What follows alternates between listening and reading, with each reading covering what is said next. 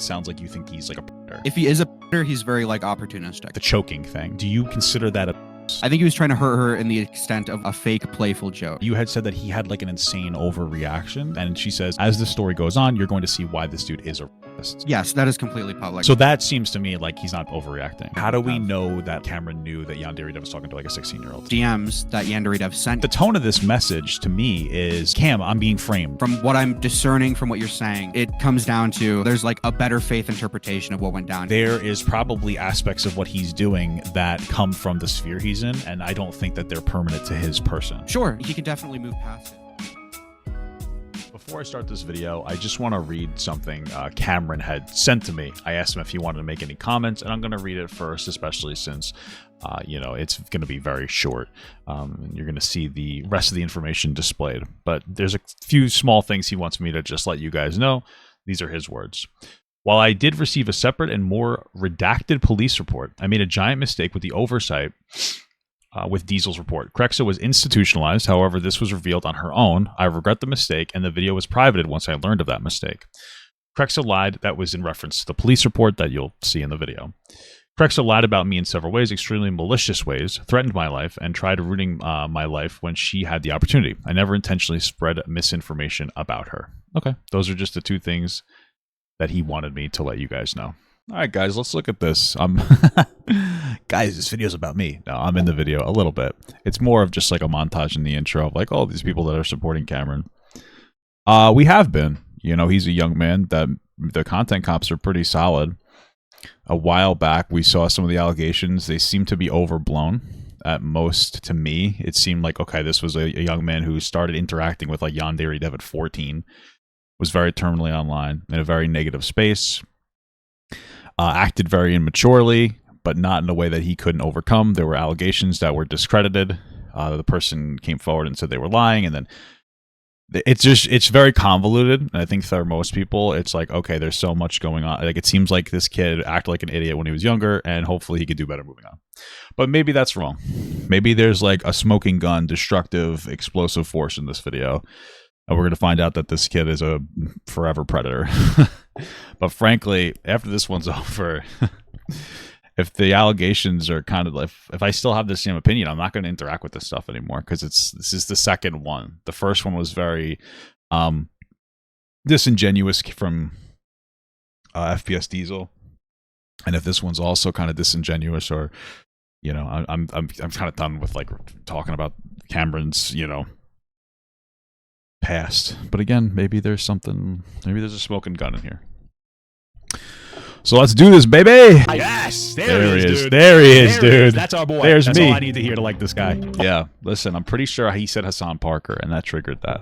You know, once we do this Hassan Parker meme, we're all in. Also, I want to give a shout out to this guy, and he made like a parody content cop that's actually like a real content cop. You see Ethan's using legal language. He made a parody content cop. I'm telling you, dude, name it content SWAT. Change your uniform to a content SWAT. It's actually pretty impressive. Here, let's take a look. Or maybe if you're a predator after this video, I'll say, fuck you, Cameron. I don't know. We'll see. So the same guy who took iDubbbz as content cop and made it on him. Can't you just say iDubbbz? Isn't like once there's an S on the end, it's just like you can say it's singular or plural, right? And got a I mean, million it's a Z, but you get what I'm saying. views in 3 weeks. Just dropped his update video called Content Deputy. Content Deputy. 305 has recently labeled himself as the new content cop, making 2 videos attempting to capture what made iDubbbz's original Maybe content slop. That could be something. Content SWAT, I think, is good, you know? series so impactful. He is trying to build a brand on fair critique, but given his history of doctoring evidence, His history. He's 21 now, I think, so. abuse, and even allegations of sexual assault, this Damn, allegations do be all begs the question, why won't Cameron be honest about himself?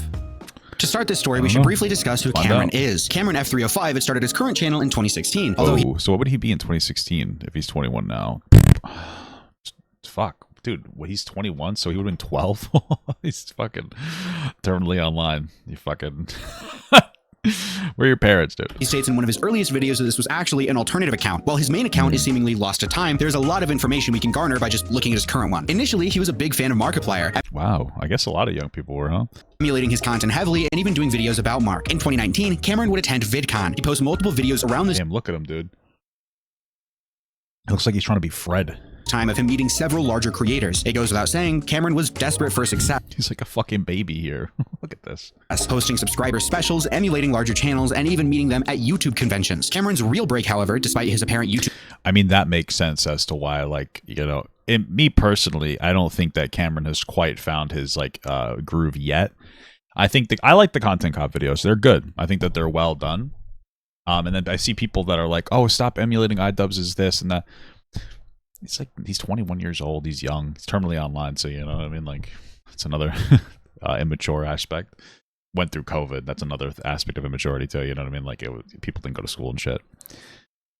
I'm sure he'll find himself as time goes on. You know what I mean? So...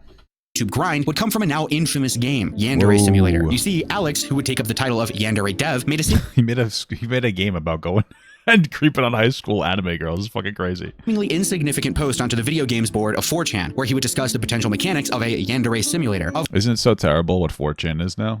4chan's just for porn now. That's it. Nobody uses it anymore for real. They just look at porn on there. It's crazy. It's crazy stuff. Which a playtest demo would be posted online a few months later. This game would blow up on YouTube, garnering attention from massive creators. Jump forward 6 years to 2020 and... Damn. Was there more to this game? Or is PewDiePie, was he weird back then? Maybe it was just the meme. They had some weird memes back then. Cameron joins the Yandere dev team as a self-proclaimed volunteer for the game's soundtrack, which... Alright, hey guys, I was recently looking at some of my old posts and saw some things that I said that I don't agree with, / poorly represent my goal here. Before I begin, I want to get, this is from 5 years ago, it looks like. Does that look like a 5? Chat, does this look like a 5? Chat, or is it 3? This is, I think that's a 5. I am a music volunteer for Yandere Yandere it's 5 years ago. I just wanted to back out for that. I'm not a mod for the official Yandere platforms and through Yandere Dev. Consider me a friend. Wow, 5 years ago. He was 16 at this point. Wow. I think, didn't he start interacting when he was like 14? Anyway, first and foremost, I'm sorry for being somewhat hostile or defensive before. Okay, blah, blah, blah, blah. Do we really care about what this says? I don't give a fuck. Volunteer for the game. Because he's taking accountability for... What is he taking accountability for? First and foremost... Okay, I am not a mod for the official Yandere platforms and throughout Yandere. I still give him a lot of constructive criticism, and I do not agree with everything he says by any means. First and foremost, I'm sorry for being somewhat hostile or defensive before. I preach being open-minded, and me acting like that doesn't repent my current self. Or represent, excuse me. In the past, there have been times where I denied claims without any evidence. That's just dumb for me, and not something I plan on doing in the future. Is this talking about how Yandere Dev is a fucking weirdo, or what's the context here? Because it just says taking accountability. I've called myself unbiased in the past, which is unethical. Nobody's unbiased. I mean, that is true. When they're involved in something in my video, I plan to do my best to be unbiased and critical, and I have TRO to help me keep this mindset. The right opinion, I'm assuming? No, TRO has final decisions on my script and the video, not me. I guess there have been points in time where people said I have been clout chasing, quote unquote, based on me talking about my videos, which I completely understand where they're coming from. Another example, this is my AMA. Originally I was live streamed, but I moved to Reddit. Okay, can't really read the rest. Gotcha. Incredible.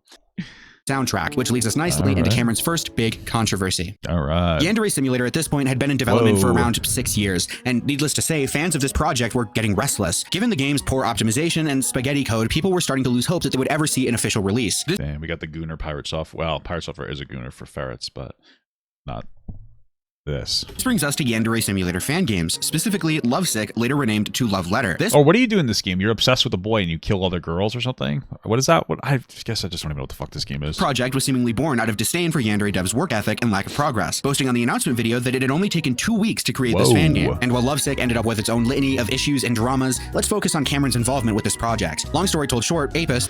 This is unlistened video. The truth about Dr. Apis. The truth behind Love Letter. Yandere. Okay. Yandere Dev shares his side. Exclamation point. Incredible. The developer for this fan project had stolen some of the assets from Yandere Simulator and included them in his game. Things like building models and certain decor items. Things that were made specifically for Yandere Simulator rather than the paid models that Dev had purchased himself. Cameron would get into contact with Dr. Apis and eventually offer to make music for him, as well as get Apis into contact with Yandere Dev. This would lead to an apology video from Apis directed towards Yandere Dev. Things turned sour when Apis decided to leak DMs with Yandere Dev, in which many people would say that Dev was baiting self-harm. This The actual drama started a while ago, but I don't feel like talking about that. If you're aware of the project having some destructive consequences, blah, blah, blah. Why would you want to continue? Don't you see how harmful and damaging it is for me? If the cost of Yandere Simulator was ending a person's life, I'd cancel development. Okay, incredible. Culminated in Apis removing his apology video, which caused a rift between him and Cameron, who at this point had become friends. This ends with Cameron making a video about Dr. Apis, in which he admits to forging his— Is the guy's name supposed to be Dr. Rapist? Like, what's happening here? Dr. Apist. Oh, yeah. It's supposed to be D. Rapist. Wow. A lot of great people here. Okay, as of 2025, Cameron taking it down. When is this video from originally, though? He looks young as fuck. Screenshot in order to win a debate. I took a real screenshot and another real screenshot, combined them, and I made a fake— How old is this video? Is it... I wish we knew. 5 years old? I don't know. screenshot for that debate. This was a mistake of mine, because then I ruined any validity that I had in the situation. Now, to be fair, Cameron was a minor at the time, and this was 5 years ago, so Okay, it's 5 years ago, so he was 16 at the time. Gotcha. I don't think we should hold him to any significant level of scrutiny for this. That being said, I do feel— I mean, the guy's name is Dr. Oh, maybe it's R-A-P-E-I-S. I don't know. Maybe. It just seems like it's supposed to be like Dr. Rapist or something. But okay. Okay, anyway, doesn't matter. Okay. like it's important enough to briefly bring up as a sort of start to the pattern. This dishonest, almost malicious behavior didn't stop here. To get the full picture— What's the... I'm a little confused on what the malicious behavior is here. I don't really... It just seems just so fucking stupid. He was beefing with another kid like Yandere Dev. Who cares? Like, I don't know, but then had a falling out with him. What is the maliciousness of this? And another real screenshot combined— in which he admits to forging a screenshot in order to win a debate. Oh, he I took forged... a real screenshot and another real screenshot, combined them, and I made a fake screenshot for that debate. This was a mistake of mine. Oh, gotcha. Okay, cool. Guess I just don't care too much about that. All right. Do better, 16-year-old Cameron. It's important enough to briefly bring up as a sort of start to the pattern. This dishonest, almost malicious behavior didn't stop here. To get the full picture, we need to look at Cameron's ongoing pattern of deception, including his— Is that Ozempic? history of lying and manipulating evidence. This leads us into 2021 when Yandere Dev asks 2021. What's this year? So he's 17 at this point, right? Am I getting that right? Cameron to work on a song alongside one of the game's voice actors, going by Krexa. After completing this song, they quickly became friends and soon started— In Florida? This is from 2022, it looks like, actually. So 3 years ago. So he's 18, 17, 18. I think 17, because his birthday is like July 1st, I think. All you know about prices, yo, fucking dope, this is happening. Oh my god, they're so excited. discussing the idea of moving in together. And after overcoming a few obstacles, they finally did so in June of 2023. However, this arrangement lasted less than a month before Cameron decided to kick Krexa out of his apartment. And despite what Cameron would have you believe, Krexa— That sucks. How old is Cameron at this point? 17. Why is he living in an apartment with somebody else? That's my question. Yeah, according to this, he's born July 1st, 2004. So 2022, right? Like, isn't he 17? Because this is February 22nd. All right, yeah, he's 17. This is what I have to do now. I'm getting old. I'm getting old. So we have to do this. Okay, he's 17. Why is he living alone at 17 years old? That's so fucking crazy. arrangement lasted less than a month before Cameron decided to kick Krexa out of his apartment. And despite— How old was she? It's just strange. Like, why is he living by himself at 17? Right? what Cameron would have you believe, Krexa isn't completely crazy. Cameron did abuse her, and he has been lying about— He abused her. Fuck. Well, I hope we show that. her for over a year, even to this day. Krexa had alleged quite a bit in her initial post about Cameron, and the allegations— Hey, my name is Krexa. Papa God has bad eyes. All right, we took a screenshot. Now we can zoom in, baby. Hey, my name is Krexa, singer / VA, a voice actor. I'm assuming that means of AI Doru. Okay, it's Asian. And AI will shock you. I'm assuming those are games or something. I've been involved in Yandere Simulator since about 2019, and I wish I knew how old she was, and I've been staying off the internet due to reasons I'm finally ready to come out about. Before I start, I want to make my public statement that I do not support Yandere Dev or CameronF305. What does the 305 mean? Okay. I do not give consent for my work to be in the game anymore, and I haven't given permission for the money Cameron has stolen from me for my work on the song. Oh, shit. As soon as I can, I'll be taking action and retrieving everything I've lost. Also, I'm not going to be very professional here. I'm just going to let it all out. So seeing all the speculation about Cameron has been making me sick. I need everyone to know Cameron is a predator. Wow. How old are we at this point? 17 years. 17-year-old predator. That's a huge thing. Pedophile. So that means that he's been trying to sleep with 12-year-olds. If he's 17, they have to be 12 based on like the legal definition of a pedophile, right? Which is a 5-year age gap. And, engaging with someone, well, you have to be 16 or younger, and it has to be a 5-year or greater age gap. So he's been apparently, according to this person, molesting a 12-year-old. So we'll see if that's true. And a narcissist. He seems normal at times because he's great at manipulation and portraying a very normal looking image of himself at times. But you need to trust your gut. Oh, shit, that's me. When you see him slip up and make dumb mistakes in his lives, he's a predator inside and out. Wow. Cameron and I were together, and this is the story of abuse to tell you who Cameron really is. Holy moly. What's really going on behind the scenes, and the truth of his involvement with the Yandere dev's victim. Avoiding her name to draw less attention to her. Everyone needs to stop harassing victims. Are we talking about the 16-year-old girl? What are we talking about at this point? How old is this post? Oh, wait, this might be an older post. He might be 20 or 19 at this point. He might be 19 at this point. So he would have to, the person had to be 14. It just says submitted an hour ago. So I don't know what time, where we're at here. So as I'm trying to post this, I see Reddit has a 10K character limit. This post is much longer. So the link is, so this link is my story. What you see above is just the first paragraph. I'm assuming that he's going to go through all this stuff. This next link is a folder with recordings, videos, evidence, just what I felt was appropriate for the post. Then there's some more stuff. And again, I'm assuming he's going, did I miss a full line? What line did I miss? Wait, what are you talking about? Oh shit, wait. I did miss a line. Fuck. He's Predator Inside Out. Cameron and I were very good friends over the internet for about 1.5 years after we collaborated. Okay. For AI will shock you. We lived together, and this is... How the fuck did I just fucking miss that? Together, and this is the story of abuse to tell you who Cameron really is, what he's really going on behind the scenes, and the truth of his involvement with Yandere dev's victim. Okay, gotcha. Sorry. My bad. They lived together. They weren't together. My bad. Sorry.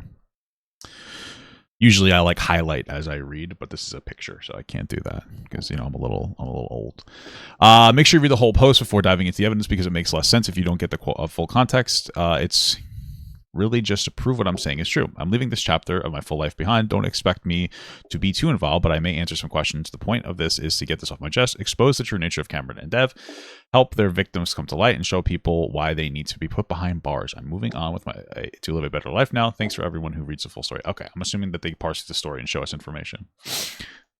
Differ a lot in terms of severity. For the sake of not poisoning the well, I'm going to bring up a few points in her 8-page document that are just completely unsubstantiated or outright false. She claims Cameron is a rapist, but never levies any rape allegations or stories about a forced assault, as well as claiming Cameron sleeps while... I will say, because I know that this person's trying to build a pattern of like Cameron faking stuff, right? Like faking information, which, by the way, we've seen an instance of it. Like he merged 2 screenshots together to make some kind of like deceptive screenshot. We will say, like, if this person also has, and by his account, verifiably false information, something similar could be said about her credibility. While listening to ASMR of women screaming. Both of these claims are pretty extreme, and again, to be fair to Cameron, they lack... One time I came through his room on one of these nights, and he was straight up listening to guttural screams of women while he was sleeping. What? What the fuck? Was he watching a YouTube video and it just changed to something else? I started staying out as late as I could in my car and not going inside till like 2 or 3 in the morning, so hopefully he'd be asleep. I'd come in quietly as possible and try to hear if he was awake and not to come in till he was sleeping. I'd go through his room to use the bathroom, unfortunately. That's weird. Also, Sue was fucking weird. Okay. I'm serious. I thought he... What the fuck? I even peeked 30 minutes in to see he's still going. Dude was still... Okay. Incredible. That's sound interesting. Okay. What the fuck is that? Any credibility. The rest of her document, minus a few nitpicks, mostly towards the end, seems to line up roughly with what Cameron himself admits to. She even provides recordings to back up a good chunk of what she claims, which is what I'll be focusing on today. One of the first claims made by Crexa is that Cameron had choked her on a live stream, saying, "Shit, I think I saw this clip, yeah. This was not a planned or consented to encounter. Crexa is seen initially going along with the joke, but when Cameron takes things too far, she pushes him away and is visibly distressed. I'm stealing the stream for a minute. Whoa, Cameron. So she seems like she's part of the joke there, I guess. I'm gonna destroy her. What? What the fuck? And then he overextends. Oh shit. Abuse. No, it's not really abuse. That's dumb. I don't listen. It seems like what he did was like overstep a boundary and make her uncomfortable. I mean, I would say that it doesn't seem like he was trying to actually choke her to death. He probably could have done that if he wanted to. It seems like he thought something was funny and he violated a boundary, which is wrong, by the way. But it doesn't seem like that was done maliciously. It seems like that was done very ignorantly and very stupidly. If that is the whole evidence of abuse, though, like you're gonna like that's not abuse. Sorry. If you think that this is abuse, it's gonna be a tough. We're moving on from there. What was Cameron's response to this? Well, he lies. He takes the clip out of context, refuses to. Oh, by the way, I think there's more to that clip. What was Cameron's like that cuts off there. I think he continues to annoy her by like pressing his chin on her head to make her uncomfortable. Again, like shitty, immature, like embarrassing behavior. I don't know why they didn't include that part. It's shitty, like absolutely. Maybe they include it later. But yeah, it's shitty. Absolutely. He shouldn't have done that. I don't think that was intentional. I don't think he's trying to hurt her there, you know, to be like a malicious actor. It's a joke that he thought that was funny, which wasn't. response to this? Well, he lies. He takes the clip out of context, refuses to show the full video, and acts as if Krexa is crazy for ever being uncomfortable with something like this. Everything between me and her was pretty fine up until this point. I'd asked her to keep the stream entertained for a while because I had to use the restroom. And when I came back, we were posing a bit in front of the camera. I thought it'd be a funny time to pretend to kill her, since that was the joke. We both worked on the game about the killer. A joke she was already playing along with, and you can see that in her face. She was smiling. I think so. Can y'all hear me?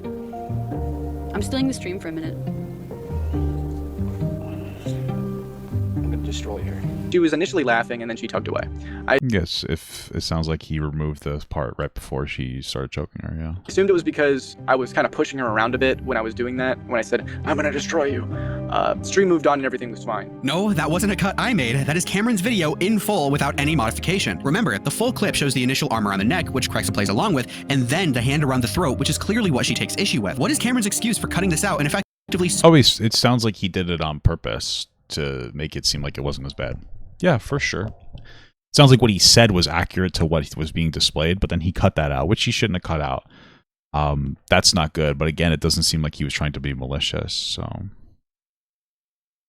smearing and crazy painting Krexa. Well, in a video he posted a month later titled The r/Osana Degenerates, he addresses why he cut this clip so short. Point I'm going to fully take on the chin is me cutting the ending of the clip of me and Krexa streaming together. Now, the intention of me showing that in the first place was to show the timestamps and what was going on beforehand, to show the inconsistencies and hypocrisy within Krexa's story based on what happens later on in that same stream with the timestamp visible, as well as my side of the story from my perspective and my point of view. In the original edit, there was no cutoff. However, a friend of mine suggested that for two reasons it should be cut off. Number one, for time's sake, because the video was getting really long. Regardless, in the video, after, I still own what I did. I don't think I believe that.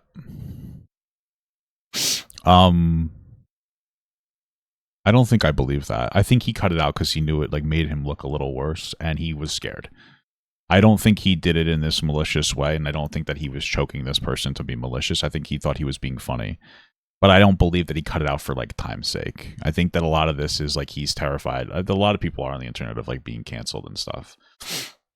There was dumb, and it was a breach of personal space and boundaries, and it was wrong of me, and I that part's true. Yeah, for sure. I agree with that. Still feel bad about it. This makes absolutely no sense. Cameron's response is almost 3 hours long, and the full clip would have added, what, 3 seconds to the video? Cameron also refuses to show the full clip of him choking Krexa in this video, so it goes without saying this is just... It's funny because this guy did not show the full clip, but like in a way that would have probably has strengthened for some people watching the allegation. Like again, there was a moment where like after like Cameron came up, he did like the arm choke. She like it was silly and fun at first for them both. Then he went in like for like the choke there, and then she swatted him away, and he like started giggling, and then he like put his chin on her head and started like fucking annoying her with that, because he seems like he's trying to bug her and be annoying to her. It doesn't seem like he's trying to hurt her, or be like violent towards her. He thinks he's funny, you know. But like, you know, I don't think this guy included that. I don't think he removed it for like a malicious reason. It's just like interesting that he didn't add that spot on there. So just more blatant dishonesty and obfuscation on Cameron's part. Krexa claimed that she had confronted Cameron once the stream was over and explained how he had made her feel uncomfortable. Cameron responds by telling her it was a joke and that she's overreacting and to go sleep on the couch. Eventually, Cameron goes into the living room to chastise Krexa for not forgiving him. She begins recording this encounter, which I'll let speak for itself for the most part. My last chance. What the fuck does that mean? I don't want to be threatened to be listened. What the fuck? No. Just leave me alone. What the fuck? Don't respond to me. Just relax. Ease the nerves. I'm gonna go. I didn't mean to be harm. I apologize for not making you feel. I apologize for getting this not you earlier. I wasn't trying to do that. I wasn't thinking about it. You were were. Listen, malintent. There's no malintent. I just don't want you to be anxious or upset or nervous. I'm extremely anxious now. Excuse me. And I just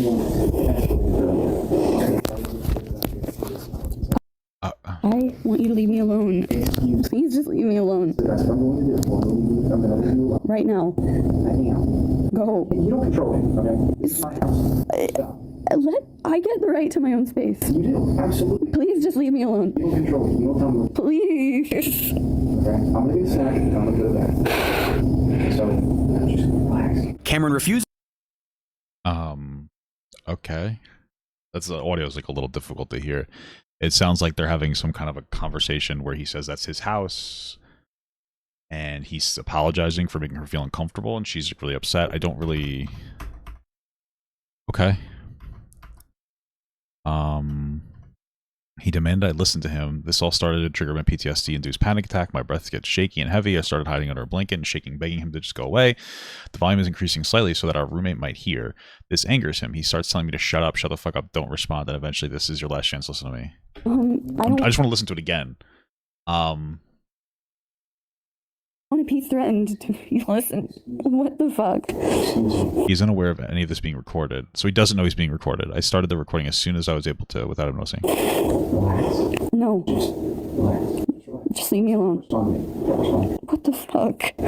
Don't respond to me. Just relax. Ease the nerves. I'm going to go.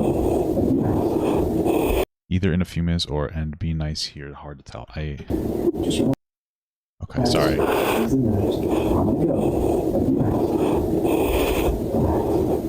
out. He's forcing me to listen to him under threat of homelessness. He's demanded I shut the fuck up and listen to him until I complied. Not okay with him being in the room. Okay, I guess we'll take your word for it. I don't know if. Okay. I apologize for how I made you feel. I apologize for getting the snap at you earlier. I wasn't trying to do that. I wasn't thinking about it. You were. Listen, malintent. There's no malintent. I just don't want you to be anxious or upset or nervous. I'm extremely anxious now. Excuse me. And I just I want you to leave me alone. Please just leave me alone. That's what I'm going to do. I'm going to leave you alone. Right now. Right now. Go. You don't control it, okay? This is my house. I get the right to my own space. You do, absolutely. Please just leave me alone. You don't control it. You don't tell me what. Please. Okay? I'm going to get a snack and I'm going to go to bed. So, just relax. Cameron Okay. So she says, leave me alone. And he says, okay, I am. And then she says, right now. And then he gets defensive and says, this is my house. You can't tell me what to do. Okay, gotcha. Okay. Cameron refuses to leave her alone despite Krexa trying to draw a clear boundary, and Cameron eventually. Well, that's not exactly what happens. It sounds like she's saying, leave me alone. And then he says, okay, I'm going to. And then she keeps doing it. And so he feels like his ego's getting tested. And he's like, well, this is my house. You can't tell me what to do. And so, like, definitely an issue, but it's not like this explicit, like, I'm not going to leave you alone. I'm going to give you space, right? It says literally, I'm going to leave you alone, right? Like, I want you to leave me alone. Please just leave me alone. That's what I'm going to do. so that's what I'm going to do, right? I'm going to leave you alone. Right now. Right now. Yeah. So, okay. Good stuff. Okay. Cameron refuses to leave her alone despite. That's not explicitly true. He doesn't refuse to leave her alone. That's not true based on what, that's just based on what I'm reading and seeing there. Krexa trying to draw a clear boundary, and Cameron eventually snaps and explains that she can't control him and this is his house and he can be where he wants to. Now, to be clear, Okay. Well, that's not, again, that's kind of a dishonest. That's definitely, I don't know if it's dishonest or just an inaccurate representation of what we just heard. So, like, literally, like, they literally were, whatever, it was in the middle of a conversation. We don't really know what happened beforehand. He's telling her to calm down, which might just be pissing her off more, which pisses me off when people tell me to calm down when I'm fucking irritated. She says, leave me alone. He's like, okay, I'm going to leave you alone. She says it again. And then I think she says it a third time. And that's when he's like, well, this is my house. You can't tell me what to do. It's like an ego trip, but okay. But it doesn't seem okay. All right. I'm not going to act like this is insane. This is pretty light, all things considered. Cameron obviously shouldn't be power tripping on his friend who is obviously distressed. And regardless if Krexa was indeed overreacting or not, this is at the very least escalatory and unnecessary behavior on Cameron's part. I don't know if it's escalatory. I think that they're both probably not acting perfectly, but I don't really know what happened beforehand, and I don't know how much of her PTSD is involved. Like, there's so much missing here. in this situation. Around the same time, Cameron decides to vague post on a Snapchat story about Krexa and their fight that they had. In the morning, upon seeing this, Krexa accuses Cameron of smear campaigning her on Snapchat. Cameron initially denies this. Oh, it's so high school. What the fuck? But they're like 18 at this point, right? Like, how old is he and she at this point? When Krexa says she had screenshotted the post, he immediately folds. So, this apology is good and correct, but if you really mean it, why? The apology is good and correct. Sorry, the audio is so bad. It's just so difficult to hear. The apology is good and correct. Okay, so she's saying the apology is good and correct. But if you really mean it, why are you smear campaigning me on your Snapchat right now? Okay, that's a fair question. Do so much shit and always find a way to feel stabbed. Can't even apologize because it's never good enough. Treat me like shit instead. It hurts when you meant no harm. Never made the mistake before and didn't see it as nothing when you tried to give it. Okay, gotcha. So he's just like irritated about whatever. They're both irritated about the situation. It kind of just seems like they're not really good roommates together. But okay. I'm not. I saw it. What do you mean? I saw your Shit, story. dude. Did he not think she would see the story? That's kind of stupid. What do you mean? I saw your story this morning. There are not subtitles, just to be clear. I had to turn the subtitles on, so. So you talked about me treating you like shit? And you... Is he stupid? I don't know. Is he dumb, or is he, like, did he know she would see, that he didn't see this? It says there's a lock on it. Maybe he didn't think that she would see it. Maybe he just feels now. I mean, maybe he might have just been an actual fucking idiot here. Can play dumb about it, but I took a picture of it just in case.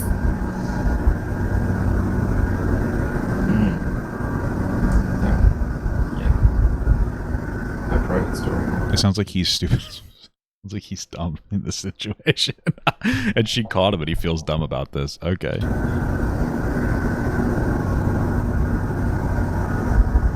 So, if you really mean all this... Yeah, that was pretty emotional. That was created 10 hours ago, right after everything happened. Krexa says she doesn't want to be smear campaigned, and Cameron responds by saying she isn't, and that she's the only one who had seen the story. I don't want to be... You can block people from stories, but someone else could have showed her. Oh, okay. That makes sense. Okay. Smear campaigned. You're not being smeared. You're the only one who's seen it so far. We can see via the provided screenshot that the posts are 8 hours old, so the I'll never be good enough. Fucking emo posting on Snapchat, brother. What the hell are you doing? likelihood of her being the only person who has seen them is pretty low. To call this a smear campaign is a bit silly. These posts just seem kind of like sympathy bait targeted. It really seems like two young people moved in together in an apartment and they're just not vibing together.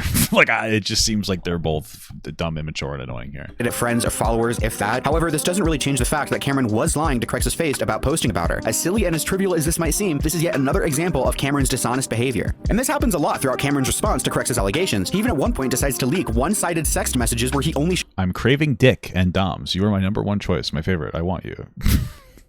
Okay. Just kiss me already, you big dummy. Fuck me up, dummy. Wow, incredible. shows Krexa's side. He does this in response. Yeah, this seems like it's immature. There does seem to be an issue so far, and it's very light, but we might see more, where like after something happens, he gets very petty and he seems to push out information that's not completely honest. That seems to be true. This is from 2022. Right, so here I believe he would be 17. I'm pretty sure that this is the same.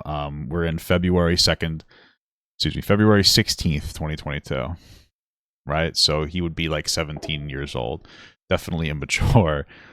So far, okay. Responds to being accused of having a rape fetish by Krexa in an unreleased interview. Based. I'm just kidding. Sorry. Sorry. Okay. She had a kink, a very, very, very strong kink involving the lack of consent. Well, it's usually called CNC. It's consensual not consent. But Then externally, from his perspective, I don't know if he knew that, because I didn't really let him know. So I can't really sit here and call him a rapist, even though he does have a rape fetish. But I can't. Is that what she's saying? That he's a rapist because he has a rape fetish? What is a rape fetish to these people? All right, I won't be holding any punches. That BDSM fetish that she mentioned in her document was... The time I was a lot less strong with my boundaries. I had a super hard time saying no, and some of the BDS things I was into probably muddied the waters for him. So even though I kept saying no, he kept asking over and over again, probably 10 times, he's going to try and expose me by sharing my private fetishes I had a long time ago with all of you. Did they have sex with each other? I never wanted anyone to know, but I just know him, so I'm expecting it. So I'm going to make it clear that, yeah, maybe at first that made it unclear, but as the story goes, you're going to see why this dude is a rapist. I'm a little confused. Was a rape fetish that I was not into, and she knew that I was not into. If you want this view, you can always tie me up. Wrestling match? And now she's trying to push that on me. She's trying to turn the tables. Even though all the evidence points to it being her, I don't have that fetish. Okay, so she claimed he was a rapist, and then he's like, no, she has a CNC kink. Okay, then this doesn't seem as deceptive necessarily now. This just seems like he's proving that she has a CNC kink to some degree. She has that fetish. Okay. And now she's trying to say that I have it publicly in this interview that was never published. So now that that's out of the way, I won't be pulling any punches. She had a rape fetish that I was not into and that I did not consent to doing. This is an insane overreaction and completely unwarranted. It doesn't seem like it. She's accusing him of being a rapist, no? Why is this an overreaction? Serves only to shame and humiliate Krexa. I'm a little confused. Sorry. Did I mishear something? Then Very strong kink involving the lack of consent. but then externally from his perspective, I don't know if he knew that, because I didn't really let him know. So I can't really sit here and call him a rapist, even though he does have a rape fetish. But It seems like she's insinuating it, and then we just read something that implied he was a rapist from her, no? Just to be clear, and if the argument is that this is fake, okay, but if this is Krexa saying, but as this story goes on, you're going to see why he is a rapist, how is this an overreaction? It doesn't seem like an overreaction if she's accusing him of being a rapist. If this is out of context or something, or it's not from Krexa or something, then we have a conversation to have. But it seems like she's calling him a rapist. So as the story goes on, you're going to see why this dude is a rapist, right? It doesn't seem like a overreaction. I won't be pulling any punches. She had a rape fetish that I was This serves only to shame. sent to do. Sorry, I just want This is an insane overreaction and It doesn't seem like an overreaction, but she wasn't calling him a rapist. Oh, you get the chat's behind. I just showed you that she was. So this doesn't seem like an overreaction unless there's a contestment with what Cameron just showed on the screen. Right? I mean, completely unwarranted. This serves only it doesn't seem unwarranted. to shame and humiliate Krexa, which, ironically enough, Krexa predicts in her document. This Okay. I don't see how it's an overreaction though. is all made even worse when you remember that these aren't false allegations. While exaggerated at times, these claims that Krexa was making were based entirely in reality. Wait, which claim was... Sorry, I don't like that. That sounds really stupid. False allegations. Sorry. Ironically enough, Krexa predicts in her document. This is all made even worse when you remember that these aren't false allegations. While exaggerated at times, these claims that Krexa was making were based entirely in reality. Dude, I don't, come on, man. They're not false allegations, but they're some of them are exaggerated. Exaggerated allegations are false allegations, right? Like, if we're hanging out together and you like, you know, and you kind of like dab me in the arm, be like, what's going on, bro? And you dab me in the arm, and then later on I say you punched me as hard as you possibly could. Would you consider that a true allegation? That's a false allegation. You're being deceptive in your interpretation of what's happening here. Like in that instance. So it sounds like earlier she made an abuse allegation and that was completely false. No? Like this seems like she made an allegation of abuse which was never shown specifically on the stream. I don't know, man. It sounds like you're really trying hard to make him seem bad, but we'll see as it goes on. I mean, maybe there's something that happens later on here that's so damning for Cameron that the creator of the video is telling a story in a way that he's communicating that, if that makes any sense. Like, okay, yeah, this might not be so bad, but later on he does something so egregious. He like violently rapes a girl so horribly that like I'm filtering that emotion through here and being too charitable to her. Okay. Humiliate Krexa, which, ironically enough, Krexa predicts in her document. You're gonna try and expose me by sharing my favorite private fetishes I had a long time ago with y'all. This is all made even worse when you So because she says he's going to talk about her rape fetish, that means that he can't talk about it? I'm a little confused. remember that these aren't false allegations. While exaggerated at times, That's exaggerated allegations are false allegations. these claims that Krexa was making were based entirely in reality. Okay. It seems like he made two entirely different responses to Krexa and just put them together in his video back to back. For example, at around the 40-minute mark, Cameron addresses the claim that he had spread AI or revenge porn of Krexa. So here she lies and claims that I was sending revenge porn of her. Prove it to me. She's claiming I sent revenge porn. Prove it to me. That never happened. To be clear, his response here is perfectly fine. It's obviously on Crexa to provide evidence, especially for a claim like this. However, an hour later in his video, he addresses the same exact allegation, but this time, he tries to guess which video she is talking about and decides to play it for his audience. She claimed at one point that I was sharing porn or an AI porn of her, and a bunch of other really weird claims that had zero basis. Like, I don't know if he like got an act. I was like, you told me about this one time, and then I was thinking about it like, maybe it's an act. Sorry, I'm gonna replay what she says. I just want to read. Sharing porn or an AI porn of her, and a bunch of other really weird claims that had zero basis. Like, so this is, I'm assuming he's putting this in his video. Context: Ali had apparently claimed that someone had seen a video of Crexa being forcibly sexual towards me. I did at one point, after being asked, show Annie a screenshot of the following clip since she wanted to see if it was being... Like, I don't know if he like got an act. I was like, you told me about this one time. Honest about Crexa. Okay, sorry, I couldn't read that. Okay. Context: Ali had apparently claimed that someone had seen a video of Crexa being forcibly sexual towards me. Okay, so this is Cameron showing this. I did at one point, after being asked, show Annie a screenshot of the following clip since she wanted to see it.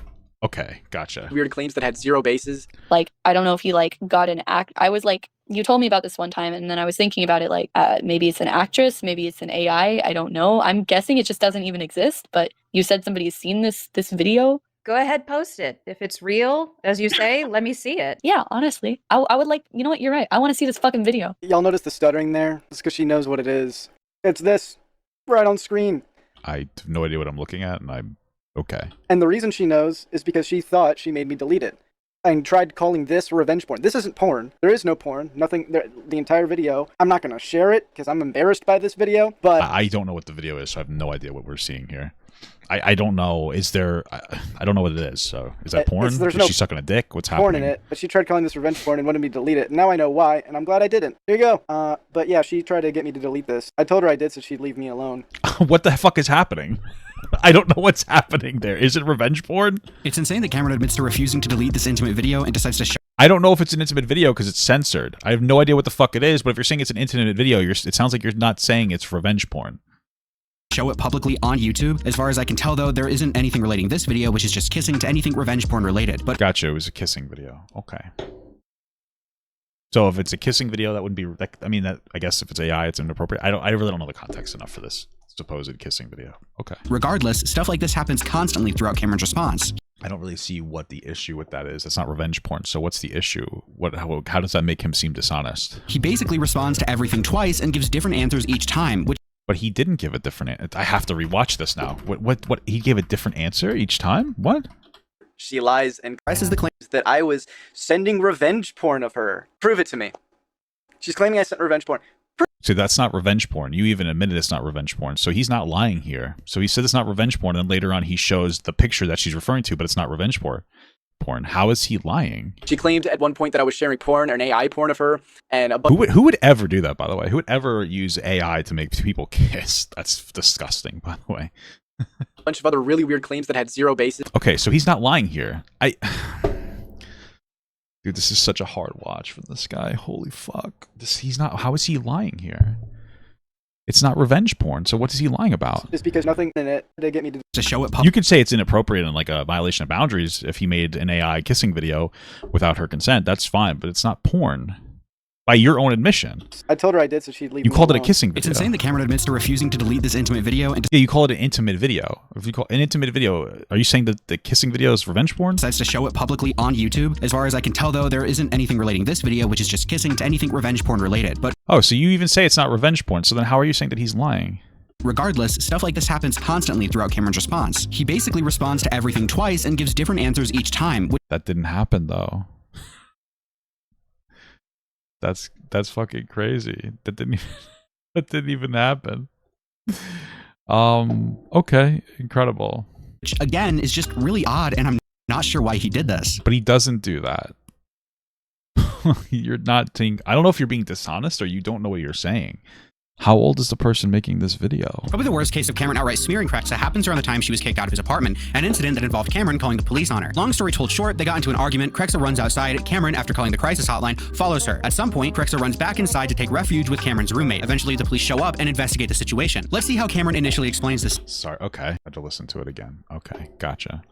See how Cameron initially explains the situation. She refused to listen, bolted out of my house after hopping over the couch, and was clearly going into some mental breakdown. So I immediately called a mental health hotline to get advice. They told me to locate her immediately. I first grabbed my keys just in case she tried locking me out, and they told me to find her because she could hurt herself. And as it turns out, according to the police report, she was wielding a knife.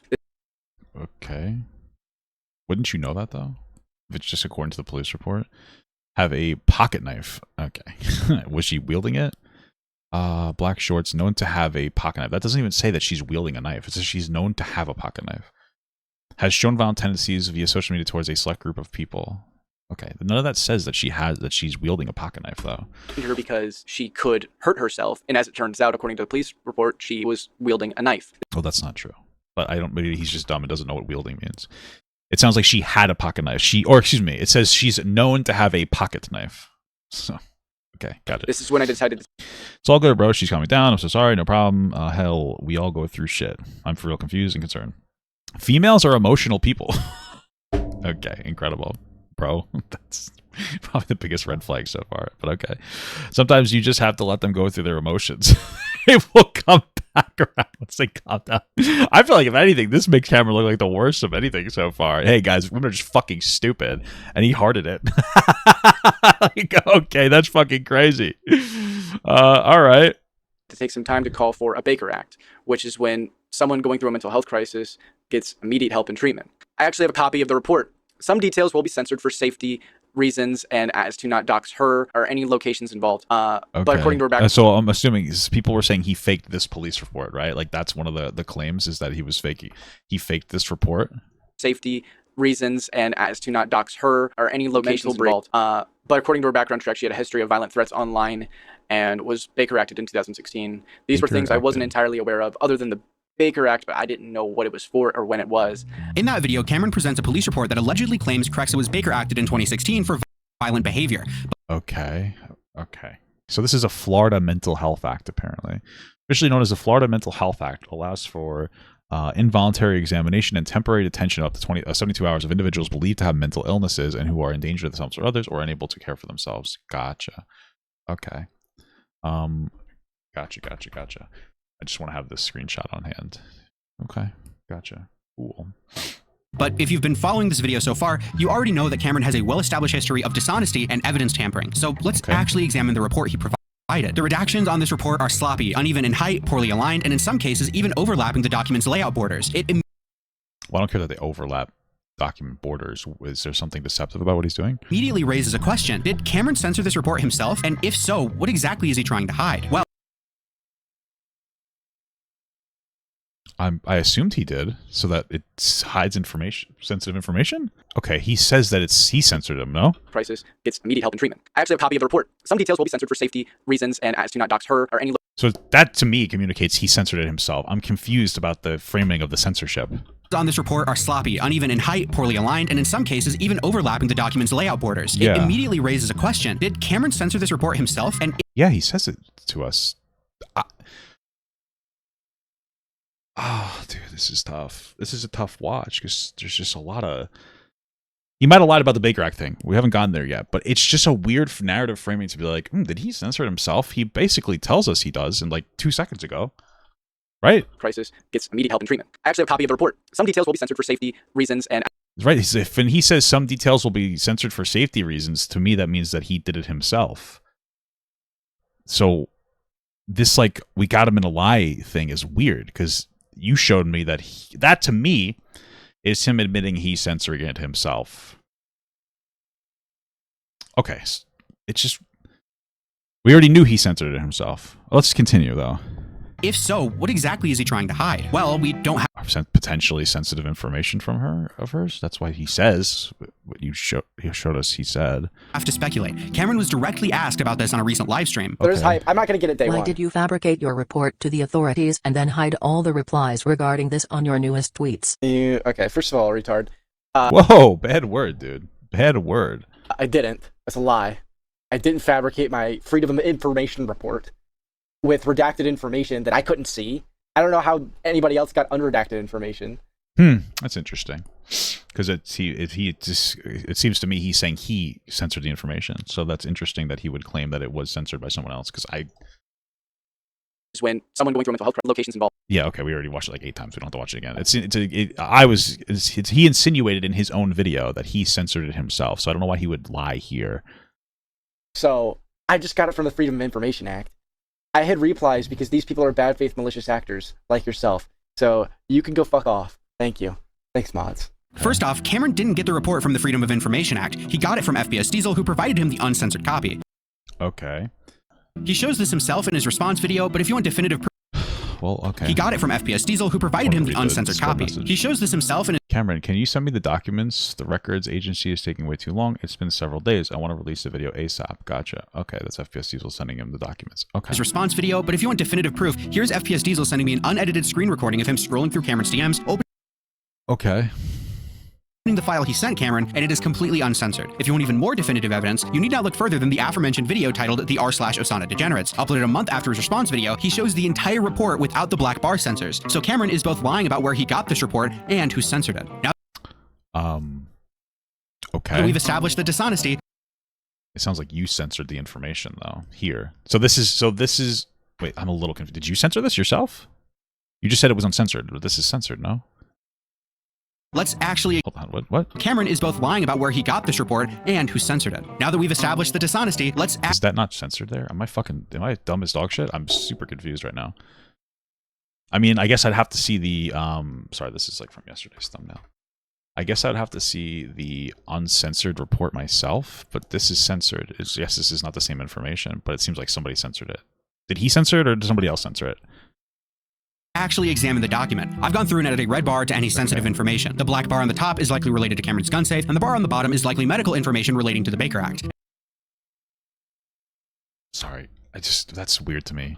Now that we've established the dishonesty, let's actually examine the document. I've gone through and added a red bar to any sensitive information. The black bar on the top is likely related to Cameron's gun safe, and the bar... Why is it likely related to it? You said that he got that information and he censored it himself, so... I'm so sorry. Okay, I'm having a problem here because you told us that he actually censored it himself, which is probably true. I agree with that. But now you're saying that you have access to an uncensored copy from FPS Diesel, but then you're saying that the black bar is probably referring to his gun safe? So, like, I thought you said that you had the ability to get access to an unedited version. Paprika, in the messages with FPS Diesel, it sounded like the version FPS had redacted copy while Cameron was waiting for an FOIA request. Okay. Okay. Bar on the bottom is... It's just, he made it seem like none of the information was censored, right? Yes, Diesel sending me an unedited... First off, Cameron didn't get the report from the Freedom of Information Act. He got it from FPS Diesel, who provided him the uncensored copy. So, FPS Diesel apparently provided Cameron an uncensored copy. He shows this himself in his response video, but if you want definitive proof, here's FPS Diesel sending me an unedited screen recording of him scrolling through Cameron's DMs, opening the file he sent Cameron, and it is completely uncensored. Gotcha. So you have the unedited... Wait. Even more... It's censored there. Definitive evidence, you need not look further than the... Those two bars are censored by the court? Okay, so that was censored to some degree. Mentioned video. Gotcha. So some of it was censored. Video titled The r/, and it is completely uncensored. If you want even more... Okay, gotcha. Definitive evidence, you need not look further than the aforementioned video titled The r/Osana. So I got it. I just the display of information for this person is just so fucking stupid. I'm sorry. Document. I've gone through and added a red bar to any... So it's not unedited. It's just information. less edited. Got it. The black bar on the top is likely related to Cameron's... It's just a fucking mess. Cameron's gun safe, and the bar on the bottom is likely medical information relating to the Baker Act. Gotcha. So you censored other information. So he censored the call number in the report. You have, I'm assuming we're censored that too. The location is censored. You censored that. Primary unit, you also censored that. And primary ID. Cross Street, you censored that as well. Beat 24, you censored, I guess, NRD. He censored the RD, but not Beat 24. Primary name, you guys both censored. He censored entry DID and dispatch DID, so did you. Okay, gotcha. So then we go through the other stuff. So he censored these, whatever this is here. So tech complies versus friend. These two things are censored. You censored those exact same things, aka Luna, WF, 19, hoodie, black shorts, gotcha. So you censored the same thing down here as well. I guess you didn't censor H-gun. I don't know what that... Oh, handgun. Handgun secured in a safe. PR, location, got it. So you both censored those things as well. He censored that. You guys censored that. This is already censored apparently. And then you said, okay, so I'm not understanding you. So, okay. Huh! Okay, so Cameron might be lying about getting this information uncensored or censored. He said that it was already censored when he got it. That seems to be the lie. But you guys censored the same information. So it seems like you both think that it's sensitive information that needs to be censored. Okay, got it. And let's talk about the supposed Baker Act. It's not about Krexa. While I'll keep the individual's name censored, you can see he is labeled as a black male born in 1987. I'm not sure if this is Cameron's roommate or another tenant of the apartment complex or someone completely unrelated, but it's not about Krexa. And Cameron knows this. He censors the race, gender, and date of birth, which makes it Oh, does he? Okay, so then that would insinuate that he might know that, unless he is just stupid and interpreted that incorrectly. Possible for viewers to know this isn't about Krexa unless they've seen the uncensored so he either lied or he's being stupid. Sure. Okay, fair enough. version, which at this point would be next to impossible. To summarize, Cameron lied about what the report says, he lied about how he got it, and he lied about who redacted it. And he did this all to make someone accusing him of abuse look mentally unstable. To be clear, maybe. Sure, that could be true. I mean, I wouldn't doubt it. I'm sure. Okay, he might have done that. I'm not 100% convinced, but he definitely, if he did lie about who gave it to him, if I take your word for it, that was FPS Diesel, like, yeah, he's lying about something, for sure. I wonder why he felt the need to lie about that. Like, about it. Why lie about that? Because it seems like you both agree the information that he did censor, except for this information down here, was justifiable. Unless the reason he lied about it is because he lied about who had the Baker's report called on her to make it seem like she was actually fucking crazy. So yeah, that actually seems like there could be like credibility to that, which is definitely inappropriate. I'm fairly confident that that's what happened. I can't come up with another excuse as to why he would censor that unless he didn't know what BM meant, you know, in the report. There's a chance that that's true. But it seems more likely that he censored that to be malicious. I wouldn't doubt that. You know, although it's possible he didn't know what a BM meant. You know, it means blackmail.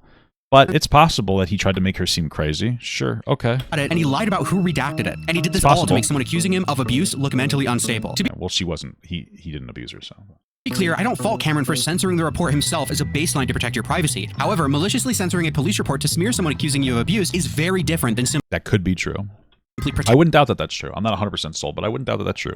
I'm leaning more towards that is true than not, but I'm not 100% sold. Protecting your privacy. This is extremely egregious and malicious behavior, and I don't know how he got away with this for so long. Cameron also parroted these claims to other content creators like FPS Diesel, who ended up including this in their own video. Now, Krexa herself has a pretty checkered history with former men, homelessness, mental illness, and a lot more that calls the girl unstable and into question, right? The police report my team and I got detailed the previous Baker Act. This report is real. I am the reason the report leaked. Cameron likes to act tough in these videos, proudly lying about his detractors and feel free, it doesn't matter what name or timestamp he used on it, he made it up. He knows he made it up because it didn't really happen. Okay. Victims. He will openly attempt to paint his critics as pedophiles while privately... Oh, shit. Like, that's a big claim.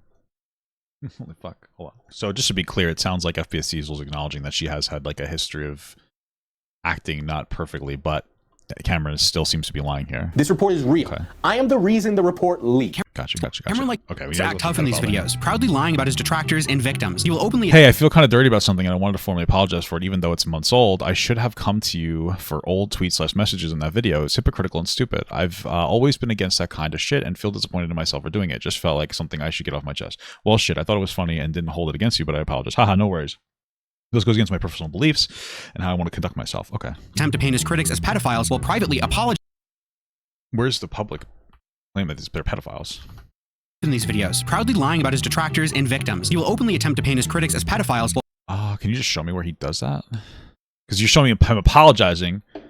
But I don't see the pedophile stuff. Privately apologizing and begging for Reddit avowals. Hey, your evidence in Reddit was this allegation is sexual assault, which is false. Labeling as misinformation is wrong. I understand it's not to rebuild credibility. I mean, listen, I don't know if I don't know if I believe on face value that he claims someone to be a pedophile, but I wouldn't doubt this because this seems to be very online for people to like be like, oh, you're a pedophile, you're this, so I wouldn't doubt it. And then like so far your best argument, if that's true, I wish you would show that he's claiming that people are pedophiles. I haven't seen that yet. If that's true, then like so far the argument you can make against Cameron is like, hey, listen, while a lot of these allegations seem to be false, like you kind of deserve the energy if you're putting that energy out there as well, right? So it goes without saying that Diesel should have looked at the police report himself, and just trusting Cameron at his word was a bad move. This allowed Krexa to be smeared by a large majority of the community. Wait, but didn't he... What? Didn't he read it himself? Police report himself, and just trusting Cameron at his word was a bad move. This allowed Krexa But isn't this him? And victims. He will openly attempt to paint his critics as pedophiles while privately apologizing and begging for Reddit avowals. It goes without saying that Diesel should have looked at the police report himself and just tried. Yeah, but wasn't this him saying that he looked at the police report himself and that he's the one who leaked it? Or is this Diesel apologizing for not doing that in the first place? I'm a little confused because if FPS Diesel had the report that was uncensored, why didn't he catch it? Record history with former men, homelessness, mental illness, and a lot more that calls the girl unstable and into question, right? The police report my team and I got detailed the previous Baker Act. This report is real. Okay, how come he got it wrong now? I am the reason the report leaked. Okay, so it sounds like he's saying he has the report, he's the one who leaked it. Did FPS Diesel get the information wrong as well? Hold on a second. I've been... Jesus Christ. Okay, all right. More that calls the girl unstable and into question, right? The police report my team and I got detailed the previous Baker Act. This report is real. I am the reason the report leaked. Now, I don't know why Crexa would do this. For some godforsaken reason, Crexa called the report fake. Let me tell you. I'm sorry. Here's the problem I'm having here, and maybe I'm misinterpreting something. Everything that's being told and shown to me is that FPS Diesel was the one that had access to this report. Uncensored. FPS Diesel gets this report that said that the original Baker's Act was on a black male. He apparently got it himself, not from Cameron. FPS Diesel pushes that out as if it was her with the Baker's report. So he also got it wrong?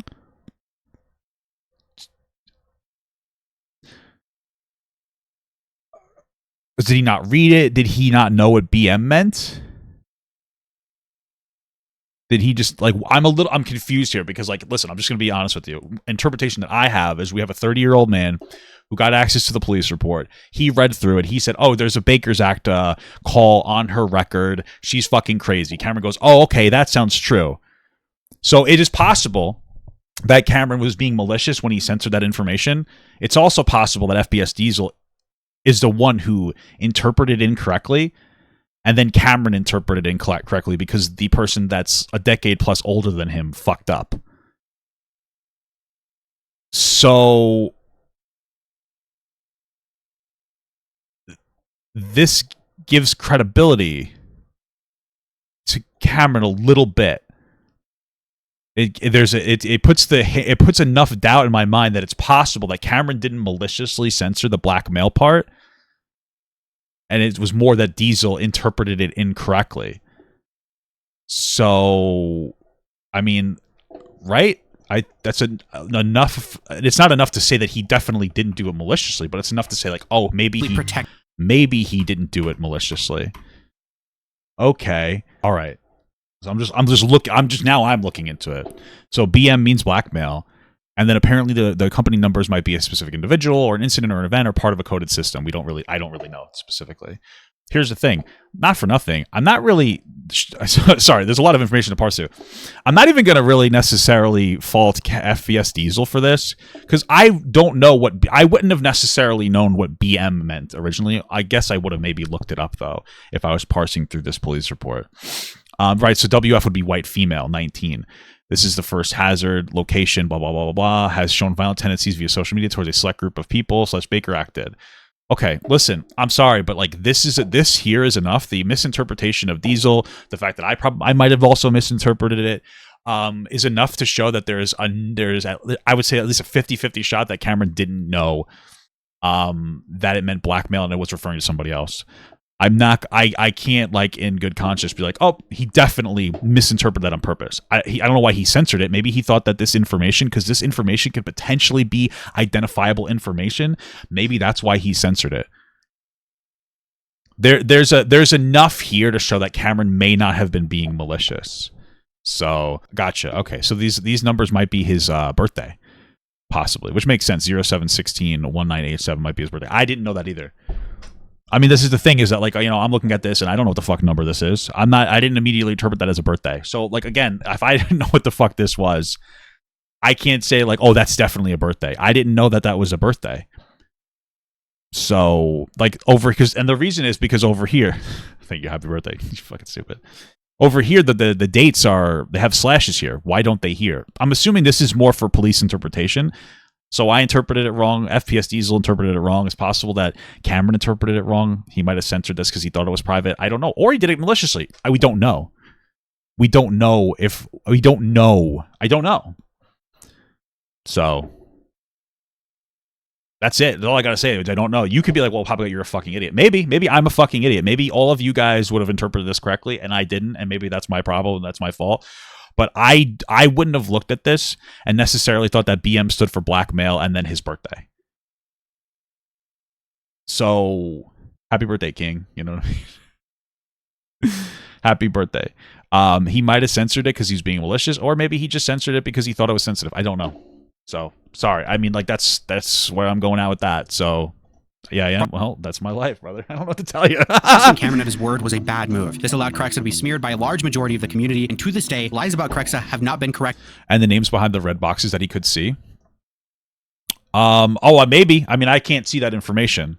Okay, maybe that might actually be a good argument. Hold on. But there's one argument which could be a really good argument, is that this red bar so this actually might own Cameron. Sorry. This apparently then under the red bar here would be identifiable information for the guy.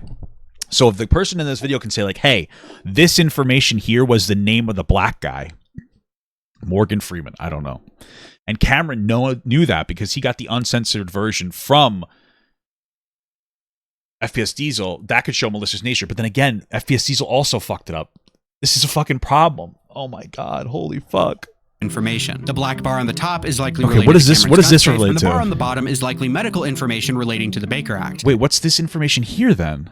I feel like it's super obvious. I mean, tell that to FPS Diesel. Apparently he misinterpreted it too. Wouldn't he have read that? But this says location. So what did it even say the name? Let's talk about the supposed Baker Act. It's not about Krexa.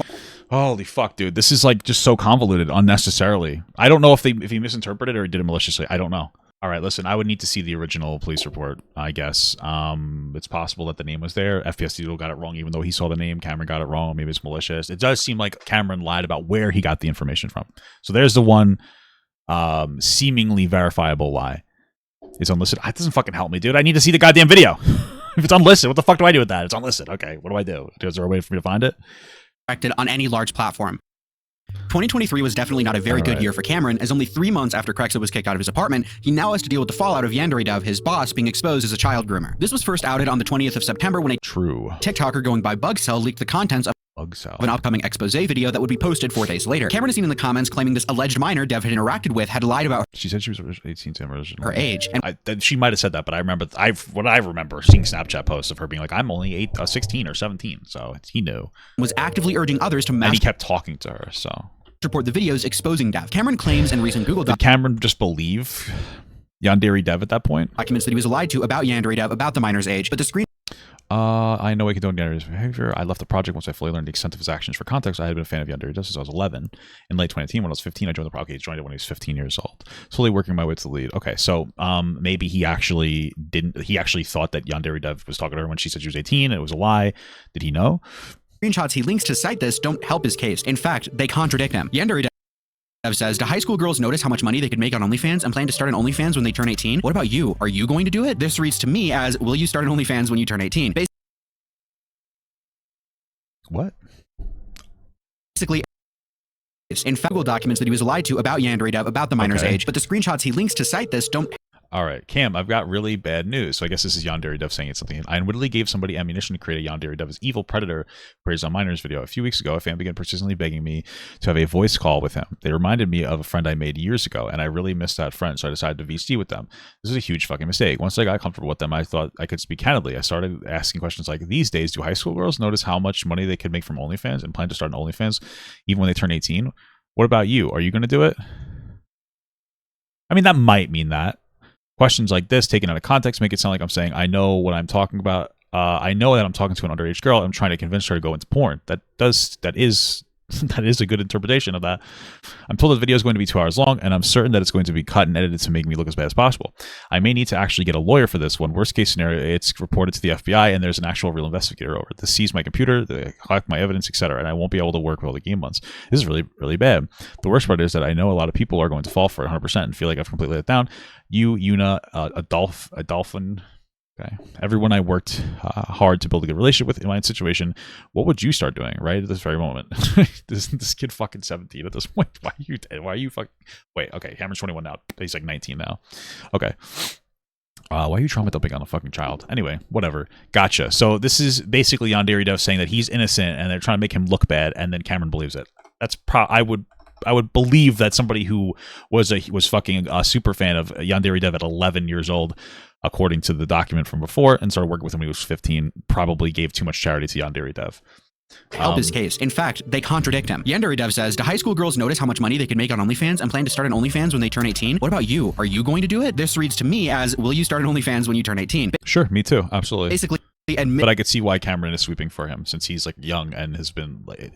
And he wants to trust this guy that he like idolizes to some degree. Admitting to Cameron that he was indeed talking to an underage individual. Despite this, he was on TikTok asking for the mass reporting of this information that would have supposedly proven Yandere Dev's guilt. And the video posted just 4 days later confirmed. What?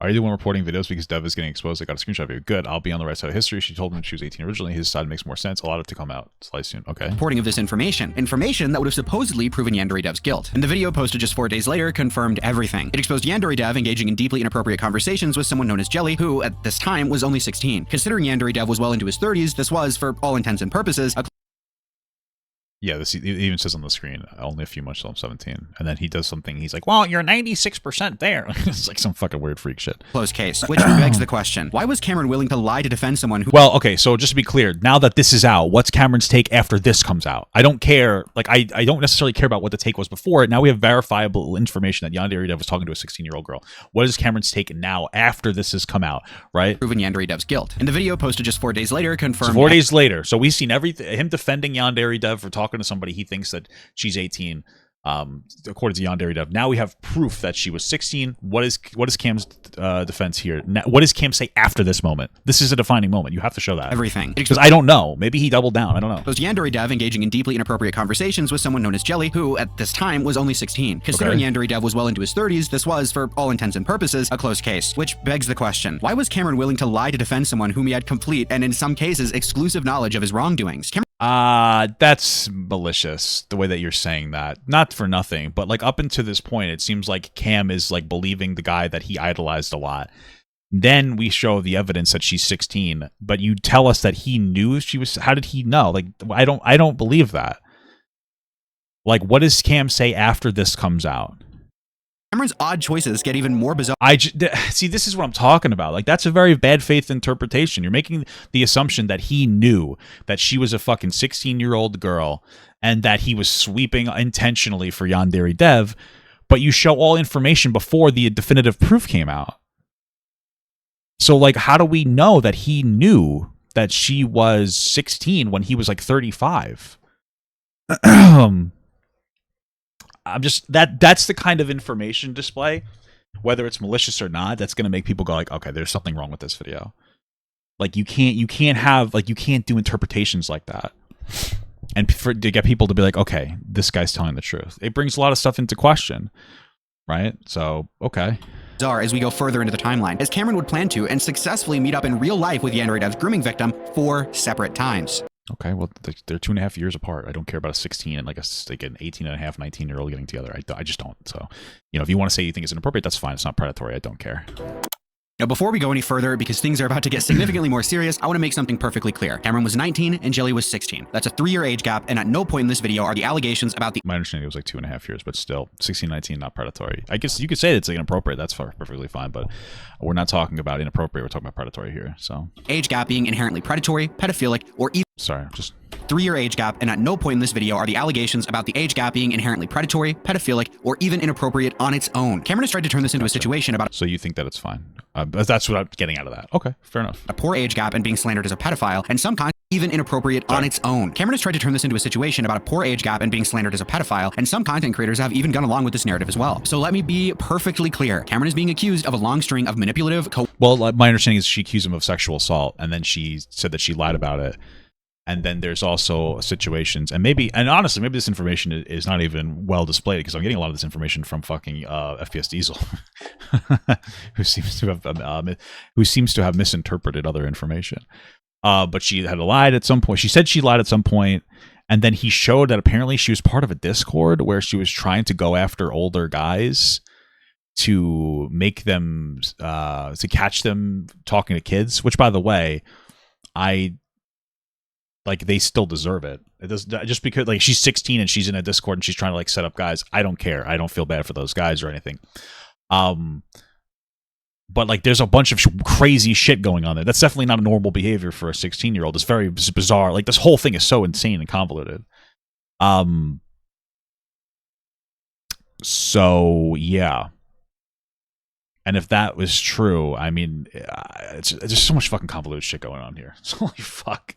Coercive and outright malicious actions against someone he met under extremely questionable circumstances. And none of these actions hinge on the age gap. It's not the age gap that's the issue. It is the... There's also another aspect to it of like, if she was trying to set him up, is it grooming or is he's trying to groom her? Because I'm not saying he wasn't trying to groom her. But if like she's trying to catch him out on something, which by the way, he deserves to be caught on it. So I'm not saying what she's doing is wrong from the sense that she's doing that. If anything, she's putting herself in danger. I'd say that's more problematic. It doesn't necessarily make her a grooming victim, if that makes sense. So again, there's so many different complicated fucking aspects to this. The behavior. So if you're stuck on the number 16, let it go for the sake of this video and the arguments that follow. The age gap is mostly irrelevant. As mentioned earlier, Cameron and Jelly met in person a total of 4 times, originally to meet on a documentary about Yandere dev. According to Jelly, these meetings took place on Tuesday, November 21st, Saturday, November 25th, sometime during Christmas break with... Tuesday, November 21st. What year is that? Okay. No specific date given, and finally on Tuesday, January 2nd. Cameron at this time lived in Florida and Jelly in Pennsylvania, so their meetings aligned with school holidays, Thanksgiving, Christmas, and New Year's, during which Cameron was visiting family up north. The latter 2 times are really the focus here, as those are the 2 times when alleged misconduct took place on Cameron's part. To start, during their 3rd meeting over Christmas break, Jelly claims that Cameron attempted to forcefully perform oral sex on her. She's incredible. Not really incredible, it's terrible. I just want to read this. That's probably not something I just say incredible about things. Sorry, that was weird. That sounds inappropriate. That's terrible. Cameron, of course they did. Okay. Your lawyers are not smart because even if it's not crimes, they advise you not to talk about it. So that's somebody saying that. Cameron says, of course they did. I just don't give a shit. I got a clear conscience and I got my evidence. FPS Diesel. So Annie, from your perspective, what happened? You guys hook up, recorded, is taken. Everything is chill till you feel Cameron fucked you over. You accuse him and then retract when you guys work everything out behind closed doors. Is that correct? Plus, I can't afford to maintain a lawyer. You can unintentionally corroborate a fact that the police know, even if you are innocent. More reason either way. Okay, so she says to Diesel, why the fuck is Diesel? This seems like a weird thing for him to be getting. Okay, whatever. I don't care about going into that.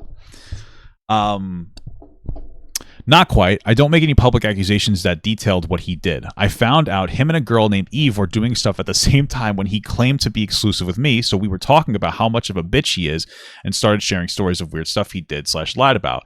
And when I told those same silly stories to Keith, well, it sounds like you're pissed off about that, which could potentially be a motivator for you to lie, but which, by the way, I'd be pissed off too. I mean, we're talking about him being a fuckboy cheater, no? Right? Like, he's like, oh, if this is true that he's like, oh, I'm exclusive with you, but then he was talking to other girls, that might have pissed her off and made her say something potentially inaccurate. But that's a speculation, just to be clear.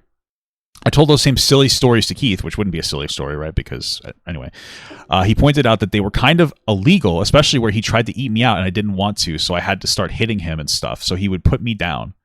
He put me down. Was he trying to eat her on his shoulders? All right, I guess I need more clarification on what that is. And then I was like, oh, what the fuck? That's a whole crime. So I posted about it. Cam was being sleazy and got caught. He apologized and fixed it. It wasn't rape. I don't think it fits the definition. There was no forceful penetration. And Alex, what would be sexual assault, no? And Alex was mad that he got cucked by his former employees. So he played into the Cameron bad narrative. I'm over it. I forgave him. It isn't a huge deal. Okay. I have no fucking idea exactly what's going on. Cameron might have tried to eat her out, and then she's like, stop, and then she had to hit him. Is that what we're claiming here? All right. Who the fuck is Keith? Holy fuck. Okay. quote, he tried to eat me out and I didn't want to, so I had to start hitting him and stuff so he would put me down. She also reiterates the same exact— I'm just confused about the put me down stuff. Like, he picked her up? That's not how you, I mean, that's not how I eat out. Girls, usually they learn down, so I'm a little confused. Thing in a recent interview. So I was like, no, I'm not interested. And he was like, you know, I really like eating girls out. And I was like, okay, I'm not interested. And I gave him a whole bunch Oh, Dickers. I think he DM'd me some information before. of reasons why, just like mostly I'm not into that. Especially not with someone who looks like him. So Okay. I guess he's ugly, so she's not attracted to him. Okay. So I just repeatedly was telling him, like, no, I'm not really into that. And he was like, no. Is this the thing that she said that she lied about, or is this something else? You'll be fine. And I was like, no, leave me alone. No, I'm not doing that. And he picked me up, like physically lifted me and tried to move my pants and put me down on his face. And I was kicking him because, like, Gotcha. what the fuck? Okay. I see. You can't just do that. Cameron, however, tells a very different version of events. Okay. In this instance, she was feeling bad, and she's like, "You didn't assault me, whatever." Da, da, da. And then we were talking about the situation, and I was like, "I fucking picked you up." Yeah, he held her up, and she told him to stop starting hitting. Okay, that's what she claims. Gotcha. It's not sexual. Explain, and I put you down. But explain the picking up. Where were you? Just like tell a story here. So we were in a parking lot, and you know we were coming out of a store. Were they in a parking lot? Okay. I picked her up because like I hugged her and I picked her up while hugging her, and she kind of like stopped, like, you know, she was kind of like nonverbal. She wasn't really. She started like, I guess, like moving around, and It just doesn't seem like a perfectly honest representation of what happened, Cameron. You sound like a little flimsy on this. At that point, I kind of realized that she was uncomfortable, and she was like, "Stop!" So I put her down, and I was like, "Are you okay? What's wrong?" And she's like, explained to me that she had past trauma with being picked up, and I was like, "I'm so sorry, I didn't know that." And she said, "It's okay, Cam, you didn't know." The story Cameron is now pushing about this taking place in a parking lot appears, from what I can tell, for the first time ever here. He never mentions the parking lot in his r/Osana video, nor in any of his prior responses. Meanwhile, Jelly's account has remained consistent for over a year and a half, backed by this screenshot, as well as activity in FPS Diesel's live chat from over a year ago. In that chat, she mentions Cameron couldn't have seen her crotch due to their position. He never saw mine. I made sure that after how he talked about Krexa, that's him in a VC with, okay. And while I was streaming, Jelly even provided me with this image to describe what happened. Incredible. Beautiful stuff. Okay, so he might have tried to eat her out, and then she hit him, and then he stopped. Okay, that would be very inappropriate. I just don't know. This is very convoluted, but okay, maybe. Now, yes, it might look silly, but it illustrates something important. According to her, Cameron she's really good at drawing, yeah. was laying down, she was sitting upright, and he grabbed her thighs in an attempt to pull her onto his face. It's obviously a weird and uncomfortable story, but what matters here is consistency. Jelly has stuck to this version of events for well over a year. Meanwhile, Cameron's explanation is completely new. Never. What would she lie? What did she say that she was lying about then? Mentioned before, and conveniently absolves him of any wrongdoing. Even in leaked DMs with YandereDev, Jelly is seen describing the same exact thing. Okay. Let me just read this one as well. I'm just a little confused because I saw something where she said that, well, FPS Diesel said it, so again, I guess part of it comes into question. But like she said that she was lying. So what is it that she was referring to then, specifically? He pressured me and I didn't like it. Even in the car, he was saying he felt bad because he actually raped me since I didn't want to. And I was like, no, it's fine, because I was in a car and no one knew where I was. Okay, so they're in the car. So they're in a parking lot. This seems consistent. If they're in a car, let's see, right? Is this a bed? I guess this is a bed. That would be a pillow. So, but okay, this is the third meetup, so this wouldn't necessarily. Okay, let me just finish reading this. I'm getting fucking like so knocking myself like an idiot. Okay, he pressured me. I didn't like it. Even in the car, he was saying that he felt bad because he actually raped me since I didn't want to, and I was like, no, it's fine, because I was in his car, and no one knew where I was. Like, I'm not going to piss him off. I don't know what edited here. Maybe they just made a spell check issue. First meetup, nothing sexual. He had his hand on my thigh. I was like, hey, chill. And I called him my boyfriend. Okay, so you guys were flirtatious. Second meetup, he initiated sex because I owed it to him after we went out for food. That's weird and shows me that you actually don't have the ability to consent, because that's not how this works. I told him I didn't really want to, but agreed after he asked me and asked. Okay, so there's a lot going on in here. One, it sounds like she thinks that you owe sex for food, which means she wasn't taught proper consent. That doesn't necessarily mean he knows about that. This would be a whole conversation about like improper sexual assault, or excuse me, improper sexual boundaries being taught to her and possibly him. I told him I really didn't want to, but agreed after he asked and asked and asked. So if he was constantly pestering her, there could definitely be an issue there. If he pestered her under duress, that's a whole other situation. If he was just pestering her, I would say she should set better boundaries, while also saying he needs to not be a fucking sex pest, because that's what this sounds like here. But this was not this was consensual in the sense that she agreed, even if she didn't want to. You know, like my wife and I don't always necessarily want to have sex with each other, but we will for the other person. That's still consensual, right? And then you get in the mood, whatever. But the ass part, that would need more clarification. That insinuates to me that he's being like a pest for it, which is definitely inappropriate and definitely a violation of boundaries. Third time, motel. I thought I could have fun and do it myself in that time, but he was too controlling and did things I didn't want to, even when I was kicking and begging him to stop. That's definitely a pretty intense accusation. It sounds like she was looking to have sex, but he was doing things that she didn't like. And then not only that, she's claiming that she was actively attacking him to get him to stop. If that's true, that's pretty fucked up, and there's really no defense for that if that's true. Fourth time, wanted to get food. I would say that if this part is true, you probably shouldn't hang out with him a fourth time, but that doesn't necessarily mean that it isn't true. You know, there's a lot of complicated feelings going on there, so we're not going to invalidate that. Fourth time, wanted to get food and officially end things between us, because last few times fucked with my head. He wouldn't let me go home until we made out, and I really hated kissing him because because guys are bad kissers. Okay, so basically he's iDubbbz. I've been putting up with him for all the legal stuff. He has going on with Allie. I'm playing nice because he has a lot of info on me. So I needed time to save up something against him in case he tries anything. I have enough now that he won't do anything to me. There's a lot going on there. What information does he have on her? Yandere Dev Yeesh, I'm sorry you had to experience all that. That's awful. Why is she still talking to Yandere Dev? Interesting. Okay. I'm a little bit confused about what's going on here. I would want some clarification. He wouldn't let me go home until we made out and really hated kissing him because he's a bad kisser. Okay, if that's true, that's definitely very inappropriate. But then this whole stuff about how like he has information on her. So is he holding that against her to blackmail her into having sex with him? Or does she just have a fear that he has information on her so she feels like she has to do things for him? There's just a lot. This is a lot going on here. Okay. His video covering Cameron also included an audio clip that seems to reference this exact encounter. He said that you did nothing wrong? Well, in a legal standpoint. From a legal standpoint, I was saying no, and I was scared, and that I didn't want to. No, just in the sense of us having sex, and that can be argued because once I heard you say stop, I put you down. You were being nonverbal. I don't think I was. I'm telling you. Maybe I wasn't hearing correctly, but I'm telling you that I did not hear the word stop, and until I did, I put you down. And I felt awful because you were like, once you like started like squirming a bit, I felt like squirming? Bad. You're gonna call it squirming? I was hitting you. Were you? What the fuck? Oh my god. I'm sorry, I didn't, I don't know. Obviously I wasn't intending to do something bad to you. Cameron ended up responding. I mean, one of them could be lying. Maybe Cameron's lying and just saying what he thinks is the right thing because he feels like it makes him look better. I don't really know there, but okay. On to this audio clip in a private call with FPS Diesel, in which he repeats the non-sexual nature of this encounter. Forcibly lifted her up and wouldn't stop, and that Anne was hitting you. Yeah. That wasn't sexual encounter. I just want to re-listen to this. Nature of this encounter. Forcibly lifted her up and wouldn't stop, and that Anne was hitting you. Yeah. That wasn't sexual encounter. That wasn't a sexual encounter? Oh. Because it is described as a sexual encounter. I know. I remember how it was phrased. I remember how it was. So what happened?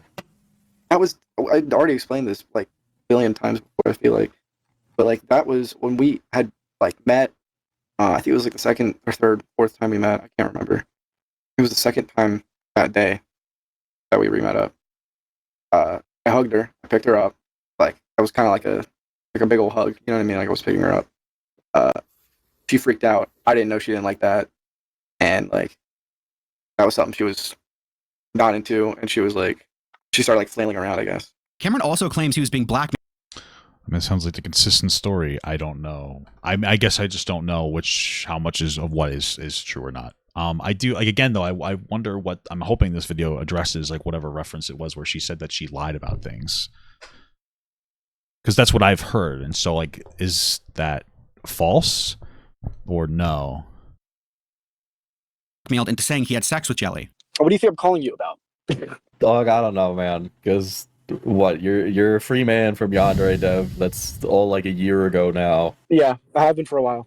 Also, I should probably be very clear about this. I wanted to tell you this a while back, and I think now I can finally explain this. I did not have sex with Jelly. The reason I said that, the reason I was pressured into saying that, was because she had blackmailed over me over something that happened to me when I was younger. It doesn't matter. Why would you say that you had sex with her if you didn't? Why would she blackmail you into saying that you had sex with each other? I'm very confused. I don't care anymore, because I have proof of her blackmailing me now. This is a lie. Cameron later admits they did indeed have sex and that the blackmail was to apparently delete exonerating evidence, not to... Wait, what? Didn't you say they didn't have sex? The lie. Cameron later admits they did indeed... Oh, okay, gotcha. I see what you're saying. ...have sex and that the blackmail was to apparently delete exonerating evidence, not to say him and Jelly had sex. What was the information that, like, that he supposedly had on Jelly here?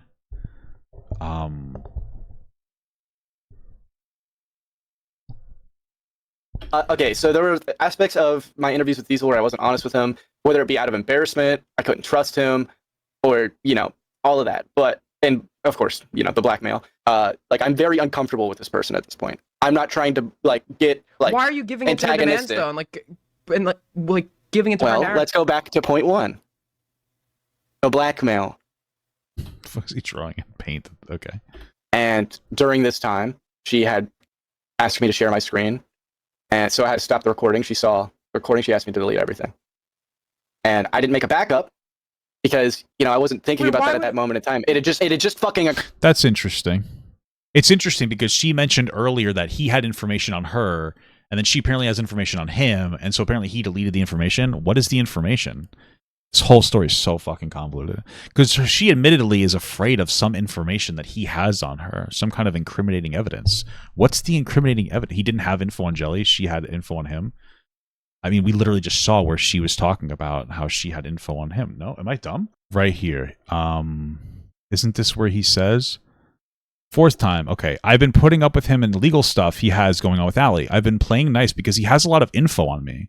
This is her saying that he has info on her.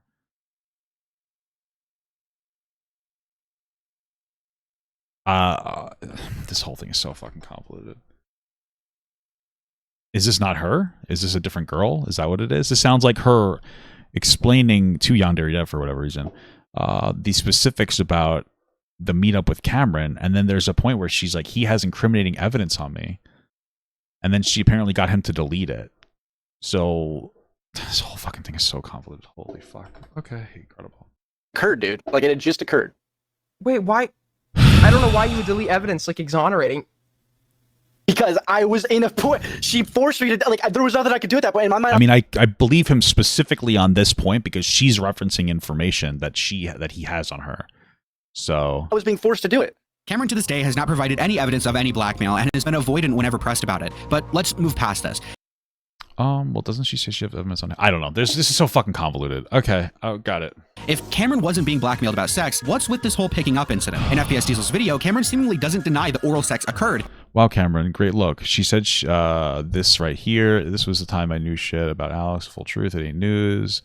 Sims 4 DLC to say we didn't meet up or that he didn't do anything bad to me. He did some things, but he apologized and made up for it, so I've forgiven him. Okay, so the things that he did do, he's apologized for and you forgave him. Why does she change her mind if he forgave her? If she forgave him, why does she change her mind?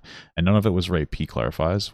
According to Diesel, he replied to the statement saying that it wasn't rape, basically arguing the consent aspect of this encounter rather than if the encounter ever happened at all. So if the eating out incident is completely and utterly false, as Cameron claims, why even offer an alternative explanation if nothing happened? The only way Cameron's version makes any sense is if we believe that Jelly invented her story from thin air, and then an oddly similar... Well, no, I believe that they had some kind of sexual encounter. I just don't know how much of this is sexual assault and what the fuck's going on here. This is a legitimate shit show. ...of events had already taken... Diesel's videos. To be absolutely honest with you, first of all, I think that the FPS Diesel's biggest issue is that he's even talking about this topic that is so insanely convoluted that he decided to make himself like judge of it. Because like this is something that if I looked at some of these specific details, I would have stayed out of 1000%. I think he should have stayed out of like this entire scenario is so convoluted. He should have just decided to not talk about it in general. This is fucking insane.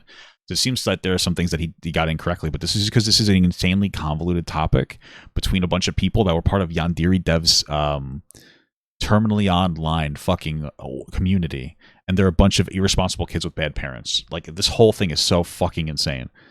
It's just so fucking convoluted. Placed that conveniently removes any wrongdoing from his part. That means one of two things is true. Either Cameron is lying to cover up a deeply uncomfortable incident and slowly rewriting the past every time he speaks about it, or we're supposed to believe that the following happened. A similar event had already taken place that, by sheer chance, mirrors the Well, I'm still confused though. What is the what's this aspect that FPS Diesel was referring to when he said that she had said she was lying? Or physical setup of Jelly's story, but just so happens to make Cameron look innocent. He conveniently forgot to tell this similar event had happened already with the core physical. Okay, gotcha. What? Story in multiple other public explanations over the span of a year, and he lied about what he was being blackmailed about, now claiming he was being blackmailed to delete fully exonerating evidence that would supposedly completely prove him innocent. Either Cameron is lying or the universe orchestrated. Yeah, Cameron is lying about something. I don't know how malicious the lie is. I think that's what I'm questioning here. The most bizarre chain. I mean, it's possible. Like when it comes to online allegations, people are so fucking insane that they will over-validate them constantly in some way. Like, it's possible that he's being malicious. It's possible that he's afraid of having a false sexual assault allegation against him. We've seen people like Call Me Carson get completely canceled because he was like flirting with 17-year-olds and 19, which is, who gives a fuck, right? So we have like a lot, like there's a potential fear aspect of that. Like he might be lying because of that. He might be lying because he's a malicious actor. I don't really know. And have contradictory events just to make him look guilty. Obviously, we're never going to know the full story here, but given Cameron's history of dishonesty, as well as the insane absurdity that would need to have taken place here for his chain of events to be true, I'm not exactly confident Cameron is suddenly being honest here. I don't think he's being fully honest. Fourth and final time I just don't think he's a predator so far. Cameron and Jelly met is arguably the most clear-cut when it comes to his wrongdoings, as Cameron himself practically admits to it. But first, let's go over Jelly's account as shared in a recent interview. We went to where guys, I really wish we could see the fucking the supposed audio of her saying that she lied. I don't know. Did FPS Diesel get that wrong? Do we have? Does somebody have that we could take a look at? their church parking lot. It sounds like everybody's a liar in some capacity. He took me to Dunkin'. Recent interview. Sorry, let me just doings, as Cameron himself practically admits to it. But first, let's go over Jelly's account as shared in a recent interview. We went to another church parking lot. He took me to Dunkin' because he was trying to warm me up. Is there a Dunkin' in a church parking lot? To him, and he knows that I like Dunkin' Donuts. So he took me there, and he was trying to get me to well, I guess that's why you like ugly guys, too. Because Dunkin's disgusting, but I love it. warm up to him again. And he was being weird the whole time. He was like, it's not that big of a deal. I didn't mean to. And it wasn't really my fault. And you were nonverbal. You're bad at communicating. And it was just like a whole thing. And I, all day, was being like, whatever. You're a jerk. Leave me alone. So he tried, we were like 40 minutes away from my house, and I wanted to go home because I was just so done with him, and he would not take me home like all day, and I wasn't panicking until it was nighttime. I was like, oh my god, he's gonna kill me, which I doubt he would, but I was panicking because he wouldn't let me out of his car. And then he was like, well, so just to be give me a clear on kiss that, before you go. you say that he didn't let you out of his car. Did you ask to be let out? Yeah, multiple times. I've been telling him all day, take me home, let me out, and he wouldn't. Okay. And at some point I came up with like a curfew thing. I was like, my dad's texting me and he really wants me home. I need to go home now, which is not true. My dad did not care where I was as long as I let him know I would not be home that night. Okay. Oh, well, that's okay. Sorry, it's just that that makes sense to me that she has a bad parent. She was 16 at the time and he didn't care how late she was out. This whole thing is fucking insane. Okay. So that was... I mean, we have Cameron living on his own at 17 years old in an apartment, and then we have a 16-year-old girl whose dad doesn't care where she is at night. This whole thing is fuck. Okay. All right. Gotcha. Jesus fucking Christ. No wonder these kids are fucked up in the fucking head. Ugh. Okay, so at some point... I was coming up with every tip in the book to go home. He would not let me go home. And then he was like, just kiss me before you go. And I was like, no, oh my god, I don't want to. Can you just take me home? And he was like, no, I'm not letting you out until you kiss me. And I was like, what the fuck? That's immature. And he was like, well, I just really want to spend time with you. I feel like we have such a connection, and I feel bad. I don't want to burn any more bridges. And he went on this thing about how all of his friends leave him, and Alex betrayed him, and just, I don't know, like a sympathy thing, tried to get me to kiss him. And I was like, oh my god, no. And then he grabbed me by my shoulder, and he pulled me over onto him, and he kissed me. And then he finally drove me home. And I was looking out the other direction, trying not to cry the entire ride, but he wasn't actually taking me home. He was taking me close to my grandma's house so that I could come into my grandma's house. According to Jelly, Cameron took... What? I'm not understanding the grandma's house thing.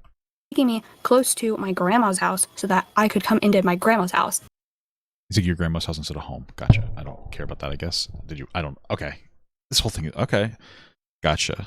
According to Jelly, Cameron That's not good if true. took her to Dunkin' and then parked in a lot. She says she repeatedly asked him to take her home, a 40-minute drive from the Yeah, park. he wouldn't let her go home until he kissed her. That's shitty. Yeah, absolutely, I agree. If it's true. Lot. She says she made up a curfew to try to pressure him. Despite this, Cameron allegedly refused to drive her back until she kissed him. Jelly claims that after enough back and forth of her refusing, Cameron eventually grabbed her and kissed her anyway, and then finally took her home to her grandmother's house. This isn't just her word either. This incident is largely corroborated in a recording Jelly secretly took, where even the part about Cameron grabbing her is being discussed.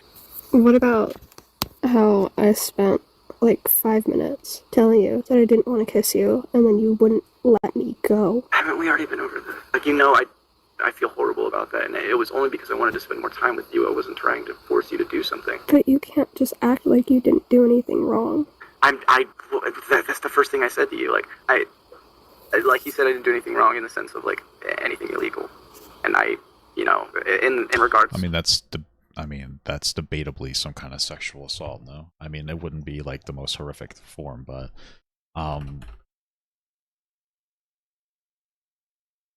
when something someone either touches another person in sexual manner without consent or makes another person touch them in a sexual manner. Yeah, so this would technically, I mean, it's not like, you know, like penetrative rape or anything, but this would be legally inappropriate, yeah.